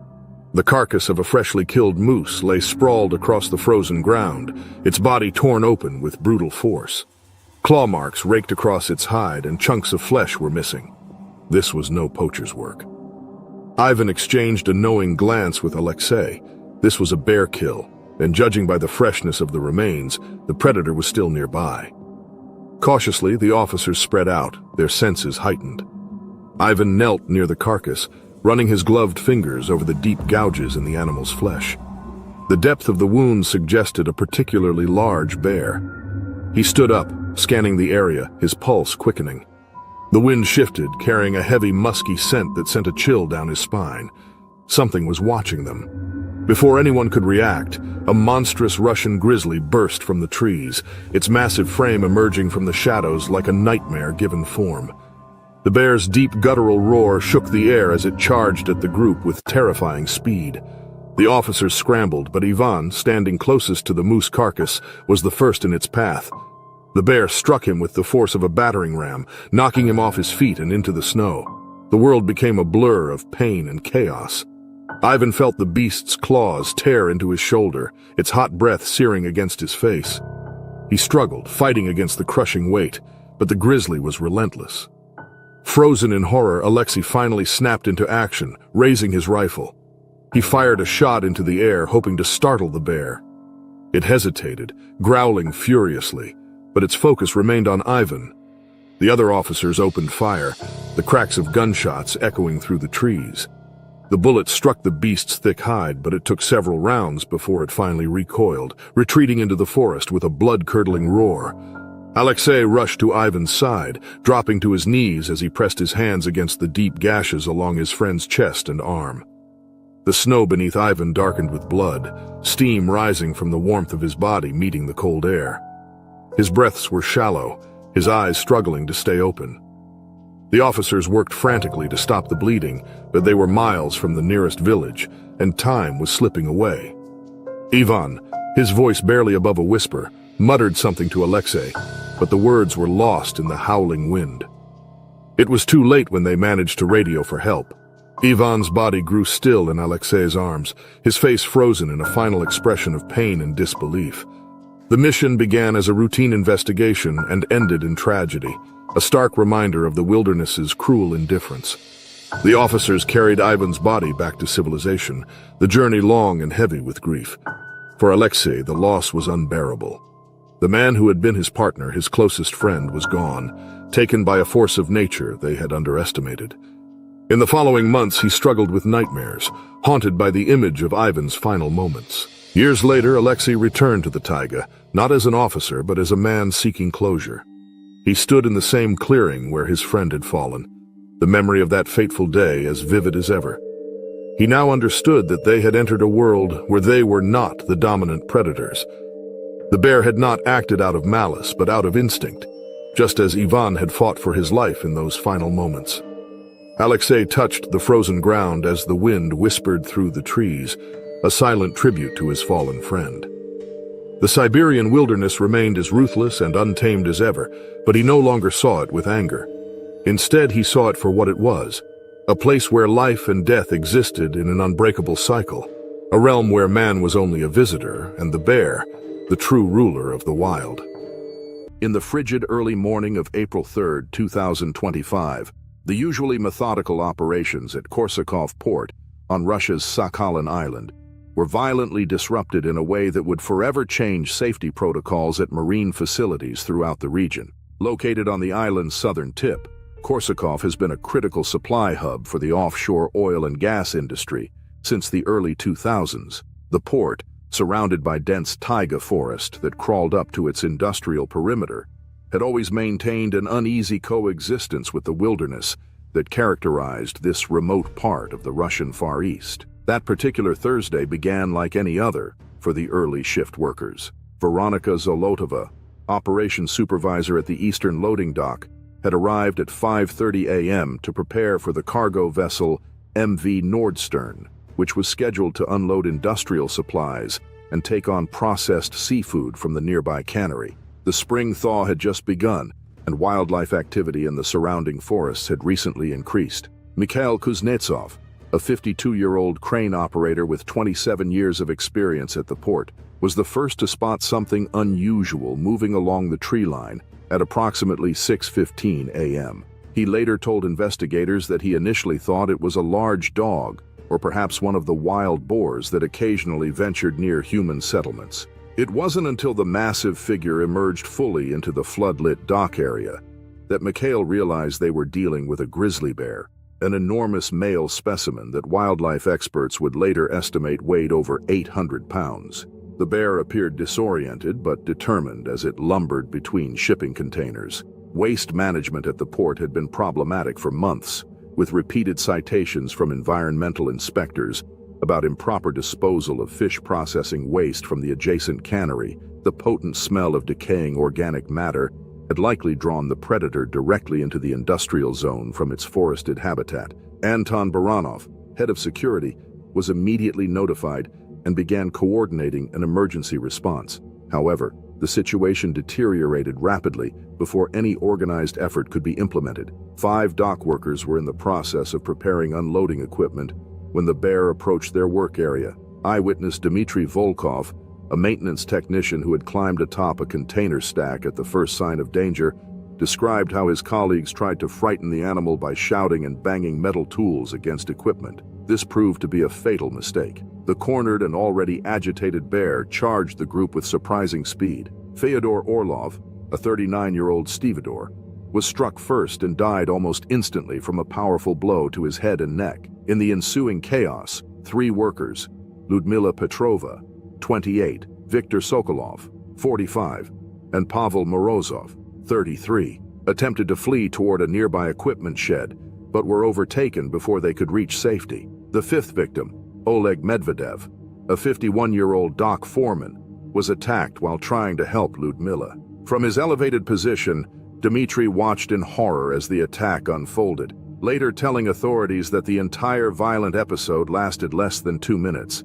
Workers scrambled for safety throughout the port, climbing atop machinery or locking themselves inside shipping containers and office buildings. The port's security team, led by Anton Baranov, responded with emergency protocols that had never been designed for such a scenario. Using the public address system, they blasted industrial sirens. In contrast, security personnel in a patrol vehicle approached cautiously, firing warning shots with their service weapons. Remarkably, this combination of loud noise and threatening movement finally drove the bear back toward the forest edge. 30 minutes later, specialized wildlife response units arrived, and the animal had disappeared into the dense underbrush. The bear was never located despite an intensive search using trained dogs and thermal imaging equipment. In the aftermath, Sakhalin regional authorities launched a comprehensive investigation into the incident.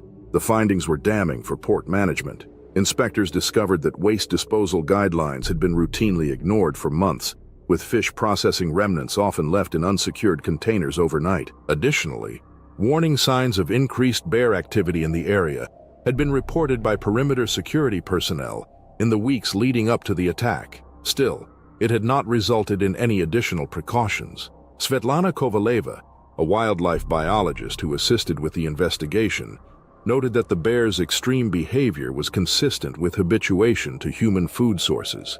She explained to investigators that dangerous encounters become increasingly likely once large predators associate human activity with easy meals. The surviving witnesses provided crucial information that led to sweeping changes across all marine facilities in the Russian Far East. Dmitry Volkov's detailed account of the attack sequence helped authorities develop new wildlife response training for industrial workers in remote areas. Elena Ivanova, a cargo supervisor hidden inside an office building during the incident, later advocated for improved safety measures, working with regional officials to implement better protocols. Within 6 months of the tragedy, the Korsakov Port Authority had installed electrified perimeter fencing, implemented strict waste management procedures with sealed containers, and established mandatory wildlife safety training for all personnel. Motion-activated lighting and alarm systems were installed throughout the facility, and dedicated wildlife response teams were trained and equipped to handle similar emergencies. For the families of the 5 victims, these changes came too late. A memorial was erected at the site of the attack, a somber reminder of the dangers that exist at the intersection of industrial development and wilderness. Veronika Zolotova, coordinating operations from an office during the attack, later helped establish a foundation to support the victims' families and advocate for workplace safety in remote industrial settings. The Korsakov port incident stands as one of the deadliest wildlife attacks in modern Russian history, a stark reminder that even in the age of advanced technology and industrial development, nature retains its power to suddenly and violently assert itself in human spaces. The remote settlement of Wolf Point Lake, Alaska, nestled between the Kenai Mountains and the Gulf of Alaska, had always maintained an uneasy coexistence with the surrounding wilderness. In November 2022, this balance was tragically disrupted during what should have been a routine trash collection route along the settlement's outer perimeter. The incident would reshape waste management practices throughout rural Alaska and leave an indelible mark on the tight-knit community of just over 300 residents. On that fateful morning of November 8th, the temperature had dropped unexpectedly to 15 degrees below freezing, creating a crystalline landscape under the dim Arctic dawn.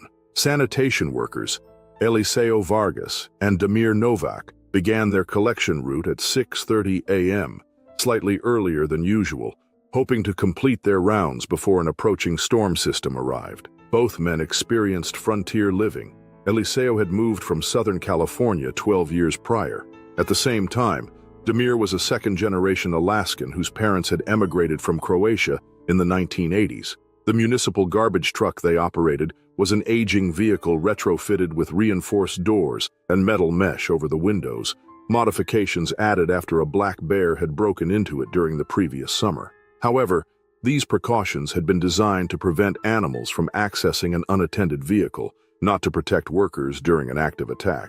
According to Eliseo's subsequent account, they had just finished emptying bins at the Kowalski cabin, the 5th stop on their route, when Damir noticed unusual track patterns in the fresh snow toward the tree line. A moment later, both men spotted movement approximately 50 yards away. An enormous grizzly bear, later estimated to weigh over 900 pounds, emerging from between snow-laden spruce trees. Wildlife experts later determined this male bear should have been hibernating by that time of year. Tooth analysis of the animal, which was eventually tracked and euthanized by wildlife authorities, indicated it was approximately 12 years old and suffering from a severe dental abscess that may have prevented it from accumulating sufficient fat reserves for winter dormancy. The bear's desperate hunger and diminished fear of humans created what wildlife biologist Dr. Marina Volkonskaya would later describe as a perfect storm of conditions for aggressive behavior. Upon spotting the approaching bear, both workers followed standard protocol, retreating slowly toward their vehicle while maintaining visual contact with the animal. Eliseo later recalled that the bear's behavior seemed unusual immediately. Rather than displaying the typical wariness that bears often exhibit around humans, this one moved with a singular purpose directly toward them. Both men abandoned caution and ran for the truck when the Grizzly suddenly accelerated into a charge. Eliseo, who had been closer to the vehicle's cab, managed to reach the driver's side door. Demir, carrying a heavy waste bin, could not move quickly enough. In a spontaneous act of selflessness that would later be recognized posthumously with the State of Alaska Civilian Bravery Award, Demir shouted for Eliseo to start the truck while deliberately moving away from the vehicle, apparently trying to draw the bear's attention. He grabbed a metal wrench from his tool belt and hurled it at the approaching predator. The distraction worked, but with tragic consequences. The bear diverted its charge toward Demir, covering the remaining distance between them in seconds. Eliseo, now inside the cab, witnessed the horrifying attack through the windshield as the bear knocked Demir to the ground and began mauling him. Frozen diesel fuel lines hampered his frantic attempts to start the truck and use its horn, a common problem in extreme cold that would later prompt procedural changes requiring vehicle warming before dawn shifts. The attack might have continued uninterrupted without the intervention of Artemis Blackwood, a local hunting guide who lived in a cabin approximately 200 yards from where the attack was unfolding. Awakened by the commotion and Eliseo's repeated blasts of the truck horn once he got it started, Artemis quickly assessed the situation through binoculars from her porch. She grabbed her rifle and fired 3 warning shots into the air while approaching the scene. The sharp reports temporarily distracted the bear, which turned toward this new threat. Artemis continued advancing while making herself appear as large as possible, firing additional shots into the ground near the animal. Aggressive human behavior and loud gunfire finally drove the bear back into the forest edge.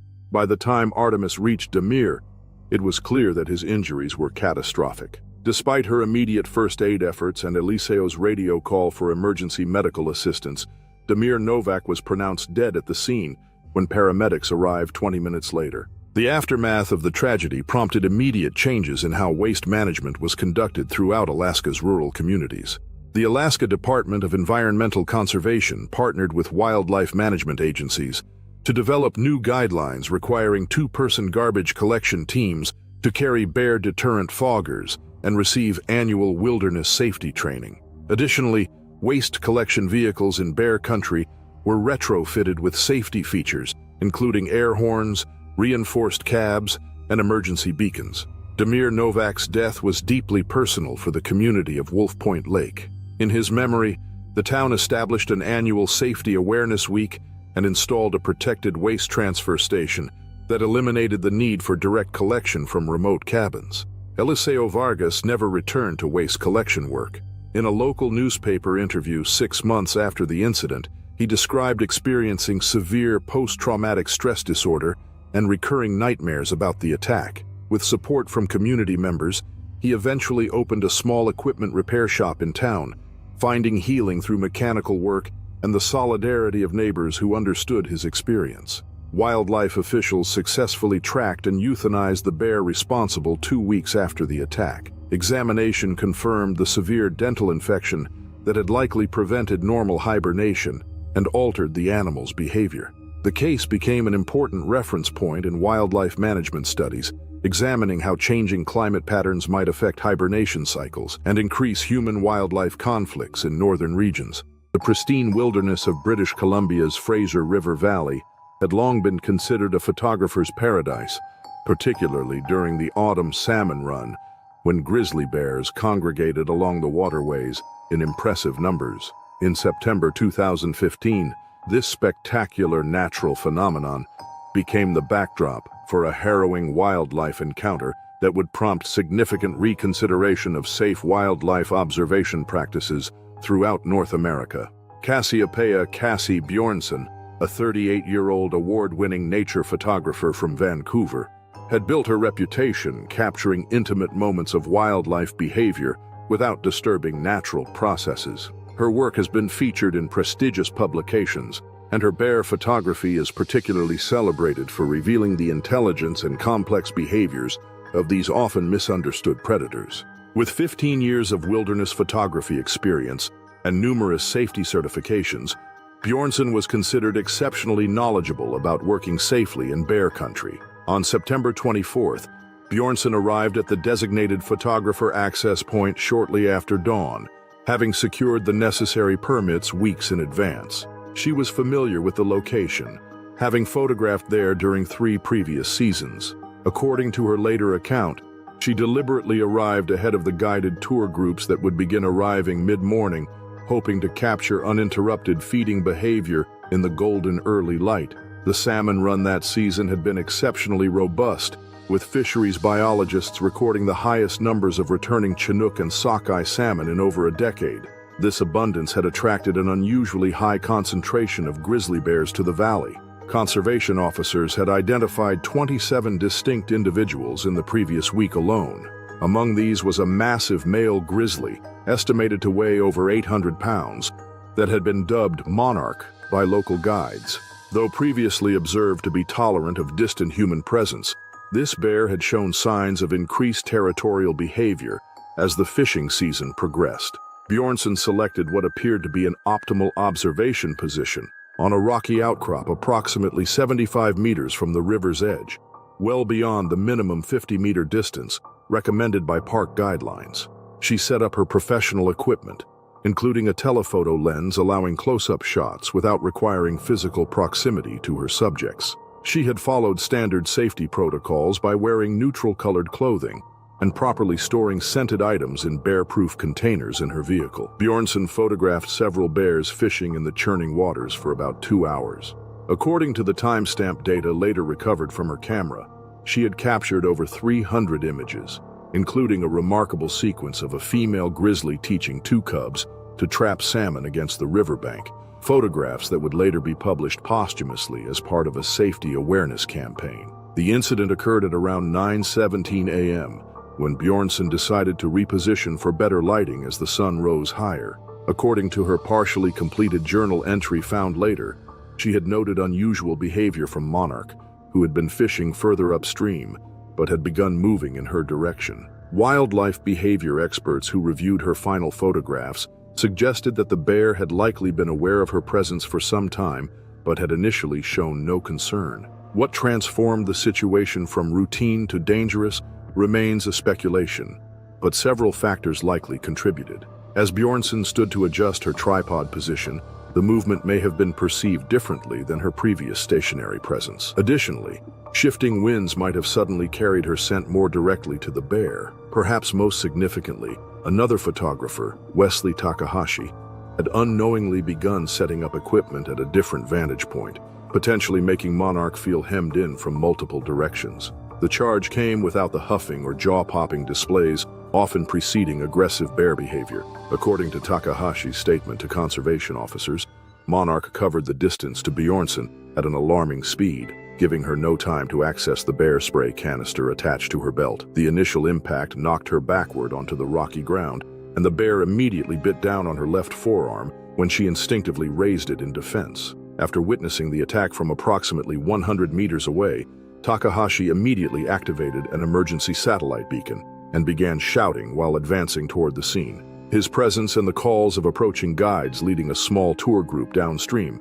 apparently disrupted the bear's focus. After inflicting severe lacerations to Bjornsson's arm and torso, Monarch released her and retreated into the forest. Senior guide Matteo Quintana reached Bjornsson first, immediately applying pressure to the most severe wounds and coordinating with his assistant, Annika Forsyth, to prepare for emergency evacuation. As a former wilderness paramedic, Quintana recognized the critical nature of Bjornsson's injuries, particularly a deep laceration to her brachial artery that was causing rapid blood loss. Despite their quick response and application of a tourniquet, Bjornsson had lost significant blood by the time a helicopter medical evacuation team arrived 30 minutes later. She remained conscious long enough to provide a brief account of the encounter to Quintana, reportedly emphasizing that the bear had behaved predictably given the circumstances and should not be destroyed due to her mistake. Emergency surgery and a hospital in Kamloops stabilized her condition. Still, complications from blood loss and trauma led to her death 3 days later,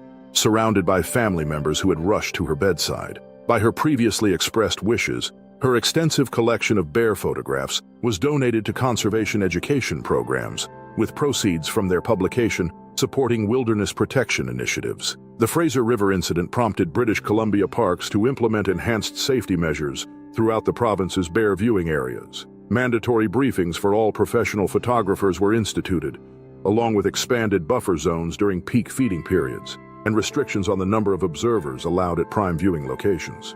Witnessing the attack became a defining moment in Wesley Takahashi's career. He abandoned wildlife photography entirely, instead focusing on landscape and architectural subjects. In a memorial essay published on the first anniversary of Bjornson's death, he reflected that the incident had fundamentally changed his understanding of wilderness ethics, writing that no photograph, regardless of its potential impact or beauty, is worth the disruption of wild processes or the risk to human life. March 15, 2025, the harsh winter winds swept through Krasnogorsk, a remote town in Siberia where life was dictated by the seasons. The frozen landscape stretched endlessly, covered in snow and ice, making survival difficult for both humans and animals. The past few months had been brutal. Temperatures had dropped lower than expected, food was scarce, and wildlife had grown increasingly desperate. In the heart of the town stood an old fish processing factory, a rusting structure that had once been bustling but now operated with only a small skeleton crew. The factory was one of the last remaining businesses in the town, its workers braving the extreme cold to process frozen fish shipments before they were transported to larger cities. That night, 7 workers remained inside, handling the latest batch of shipments. Viktor Mikhailov, 54, the shift supervisor, had spent decades working at the factory, always ensuring that everything ran smoothly. Sergei Petrov, 41, was a skilled technician responsible for keeping the machinery running, while Yuri Kuznetsov, 39, was the factory's truck driver, waiting for the shipments to be loaded. Among the younger workers were Dmitry Ivanov, 29, and Pavel Smirnov, 31, 2 longtime friends who had grown up in Krasnogorsk and had little opportunity outside the factory. Anna Orlova, 27, the only woman on the shift, was known for her sharp attention to detail as she checked the frozen shipments. The last worker, Boris Vasilyev, 45, handled inventory, keeping track of the processed fish before they were sent out. Outside, in the deep darkness beyond the factory's rusted fence, something moved. A massive Russian grizzly bear, weakened by starvation, had been pushed closer to civilization than ever before. For months, the freezing cold and lack of food had driven it into a desperate state. It had caught the scent of fish drifting through the air, leading it toward the factory. The workers, focused on their tasks, had no idea what was coming. The bear moved through the snow, its powerful body barely making a sound. Its ribs were visible beneath its thick fur, a sign of starvation. It reached the factory's old gate, rusted and weak from years of neglect. With one massive push, the metal bars bent and snapped, allowing the beast to enter. Inside, the workers continued their shift, unaware of the danger creeping closer. Suddenly, the emergency lights flickered as the sound of breaking metal echoed through the factory. Before anyone could react, the bear charged through the main entrance, its massive form crashing into the processing area. Victor, closest to the door, was the first to be attacked. The bear swiped its enormous claws across his chest, tearing through his coat and flesh. He collapsed instantly, blood spilling onto the cold floor. Chaos erupted as workers screamed and scattered, trying to escape. Yuri, attempting to run, was knocked down as the bear lunged forward. The beast's powerful jaws clamped around his leg, dragging him backward before tearing into him. Sergei grabbed a metal pipe, swinging it desperately to fend off the bear. The nightmare had only begun. Sergei gripped the metal pipe tightly, his hands shaking. The bear, its eyes wild with hunger, turned toward him, its fur matted with blood. He swung the pipe with all his strength, striking the bear's head, but the blow barely fazed it. With terrifying speed, the bear lunged, knocking Sergei to the ground. Its massive claws tore into his side, shredding his coat and cutting deep into his body. His screams filled the air before fading as the bear's powerful jaws closed around his neck. The factory was in chaos. Workers ran in all directions, searching for any escape. The old metal walls echoed with the sounds of footsteps, crashing objects, and the bear's deep growls. Pavel and Dmitry sprinted toward the storage area, hoping to barricade themselves inside. Anna, frozen in fear, stood near the loading dock, her breath visible in the freezing air. The bear turned quickly, spotting Anna. It charged at full speed, knocking over crates and sending frozen fish flying across the floor. She tried to run, but the beast reached her first, swiping at her back with one giant paw. She fell forward, blood spreading across the icy floor as the bear's teeth sank into her shoulder. Pavel and Dmitri managed to slam the storage room door shut, holding it tightly as the bear thrashed outside, trying to break through. Boris, in another part of the factory, tried to escape through the back exit, but the bear had already cornered him. He barely had time to react before the Grizzly tackled him, its claws slicing into his chest. The force of the attack sent him crashing against the wall. He struggled for breath as the bear delivered the fatal bite. Outside, neighbors had heard the screams and called the authorities. The town had seen bear sightings before, but nothing like this. A team of armed officers rushed toward the factory, sirens blaring as they arrived at the scene. Inside, the bear continued its rampage. The factory floor was littered with debris and the bodies of the fallen workers. Pavel, still in the storage room, gripped Dmitri's arm, both barely breathing as they heard the bear move toward the door. Just as it slammed against the metal, a series of gunshots rang out. The bear let out a deep roar before collapsing. Police entered the building cautiously, guns raised, making sure the bear was no longer a threat. The once busy factory was now silent, filled with broken crates, shattered glass, and blood-stained floors. By the time authorities secured the site, 7 workers were dead, their bodies lying in different parts of the factory. 3 others, including Dmitri and Pavel, were found critically injured, suffering from deep wounds and blood loss. The town was in shock. News of the attack spread quickly, reaching major cities across Russia. Wildlife experts arrived to investigate, determining that harsh winters and food shortages had driven the bear into such extreme aggression. A national debate followed. Some argued that human expansion into bear habitats was to blame, while others insisted that better safety measures should have been in place to prevent such a tragedy.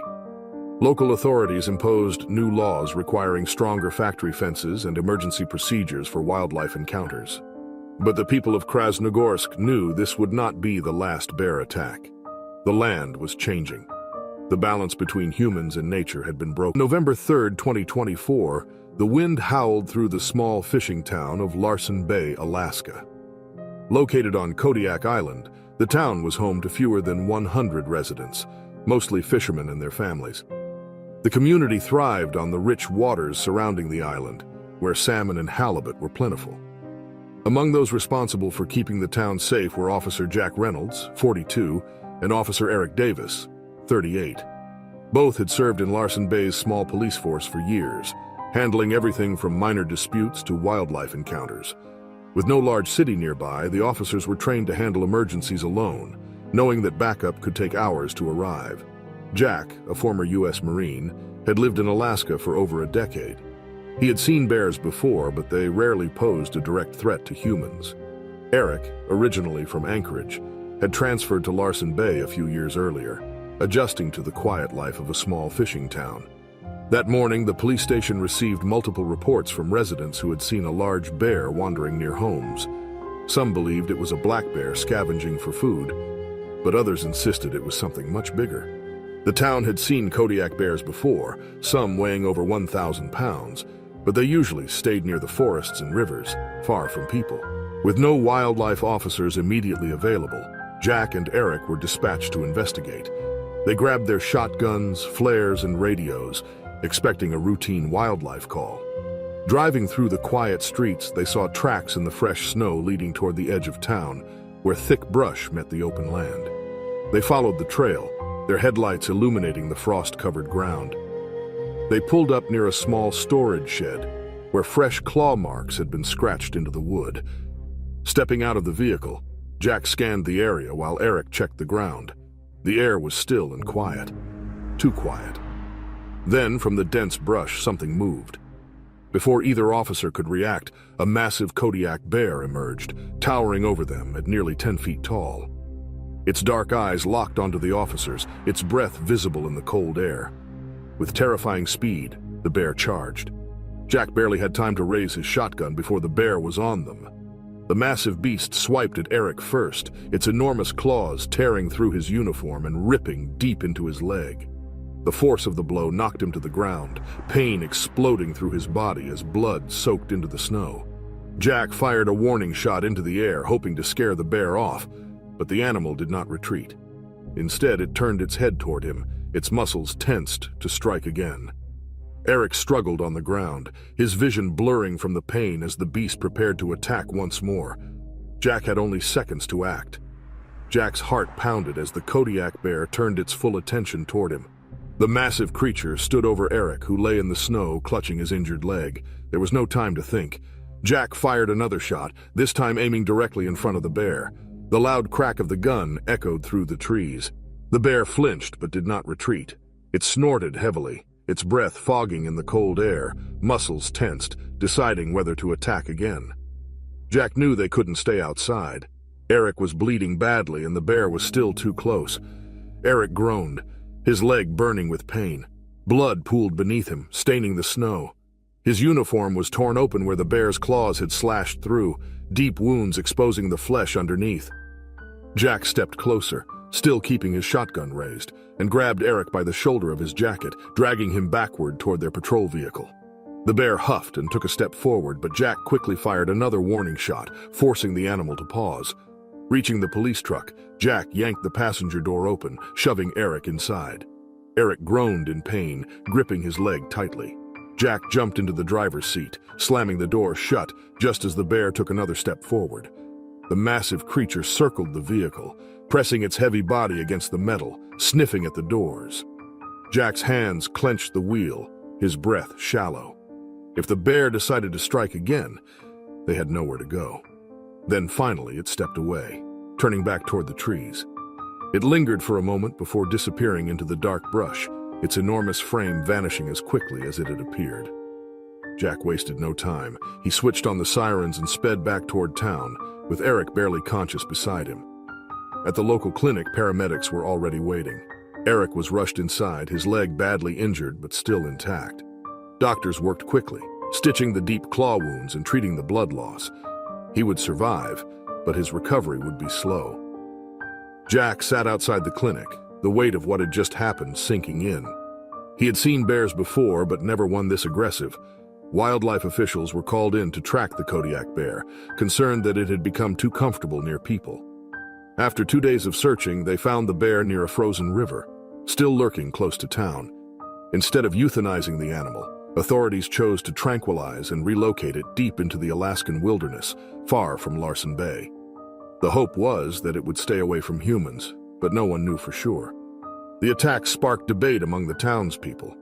Some argued that human expansion was forcing bears too close to populated areas, while others believed that the bear should have been put down to prevent future attacks. Eric remained in the hospital for weeks, his leg healing but never quite the same. Jack carried the memory of that night with him, knowing how close they had come to something far worse. Larsen Bay moved on, but the warning remained. The wild was never far away, and neither were the creatures that ruled it. On September 10, 2024, the sun rose over a park in Northern Carolina, casting a golden glow over the rolling hills and dense forests. The morning air was crisp, filled with the sounds of birds singing and leaves rustling in the wind. Among the many visitors exploring the vast wilderness was Lisa Reynolds, 33, an experienced solo hiker and wildlife photographer from Asheville, North Carolina. She had spent years hiking through the Appalachian Mountains, documenting her adventures on social media. Her followers admired her courage, her love for nature, and her ability to navigate the most remote trails with confidence. Lisa had planned a 2-day trek along the Deep Creek Trail, a scenic route known for its waterfalls and peaceful campsites.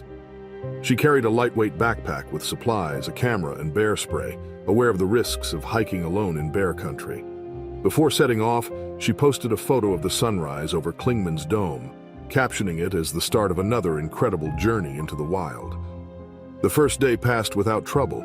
Lisa followed the winding trail through thick forests, stopping occasionally to take photos of the cascading streams and the towering oak trees.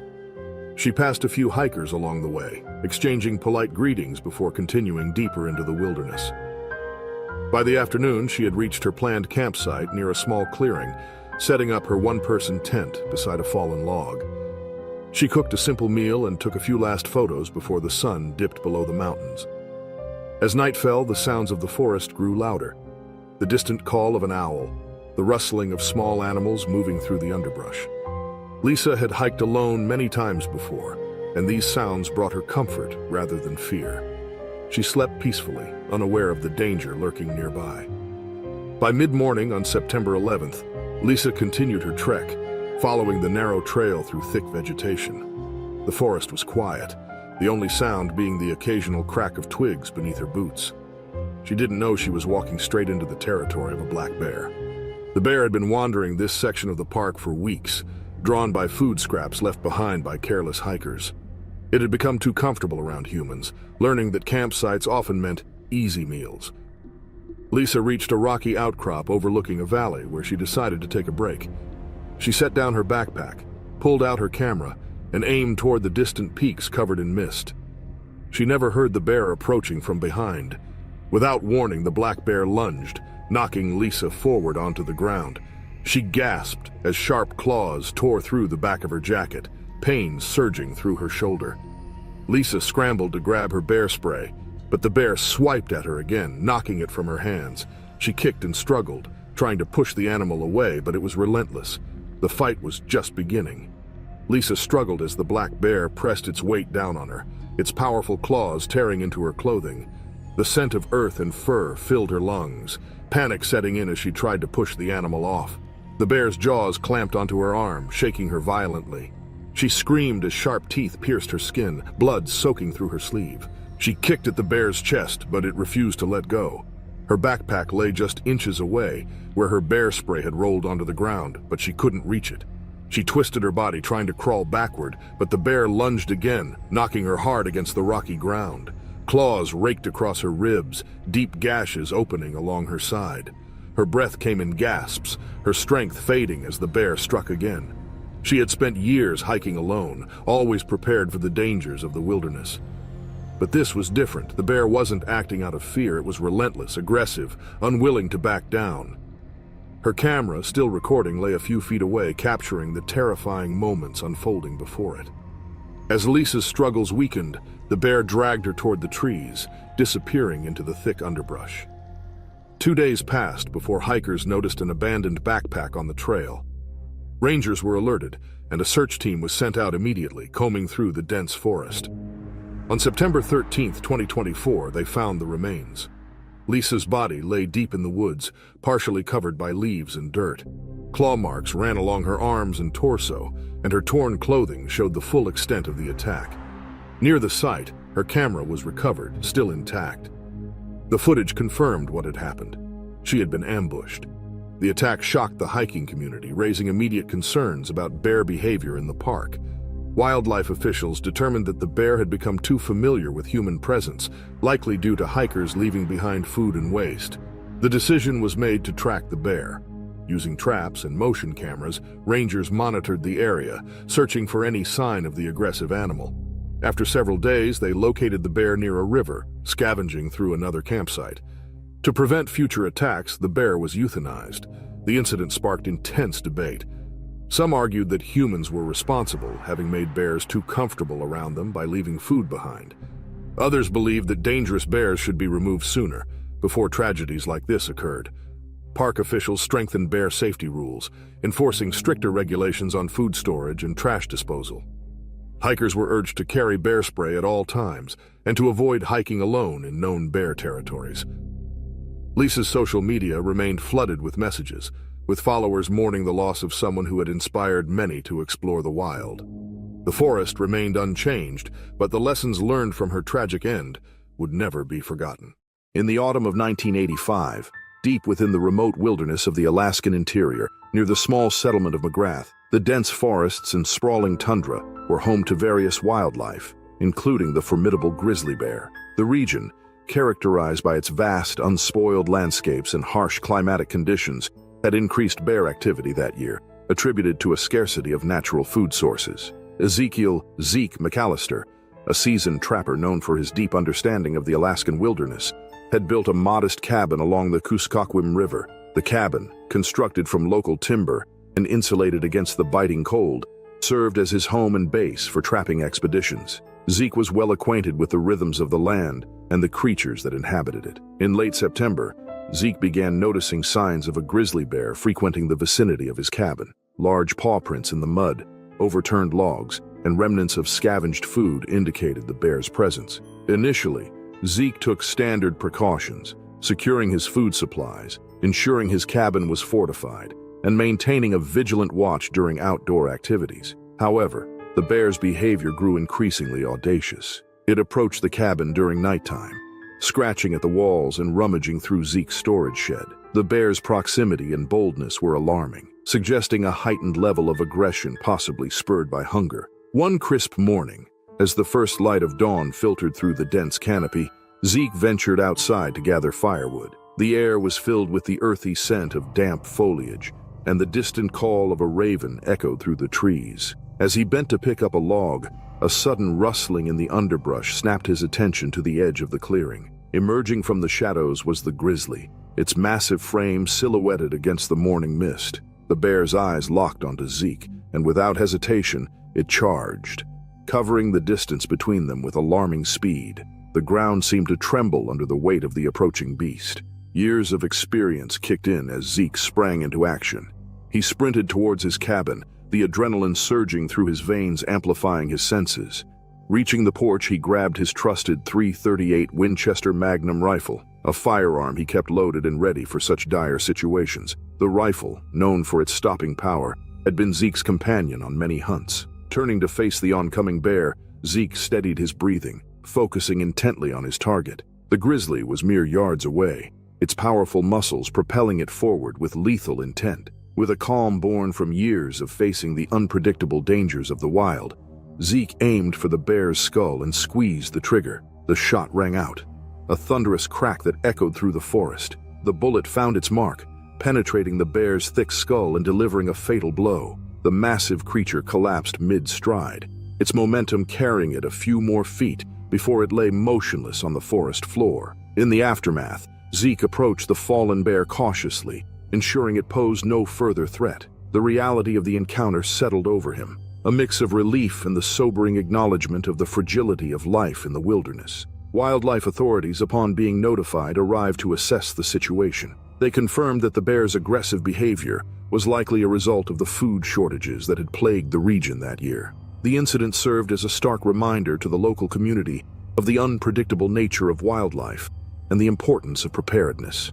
In response, local authorities initiated a series of community meetings to educate residents about bear behavior, safety measures, and the responsible use of firearms in self-defense situations. Zeke's encounter became a focal point in these discussions, underscoring the delicate balance between humans and wildlife in the Alaskan wilderness. The event left an indelible mark on Zeke. While he had always respected the creatures of the forest, this encounter deepened his understanding of the thin line between coexistence and conflict.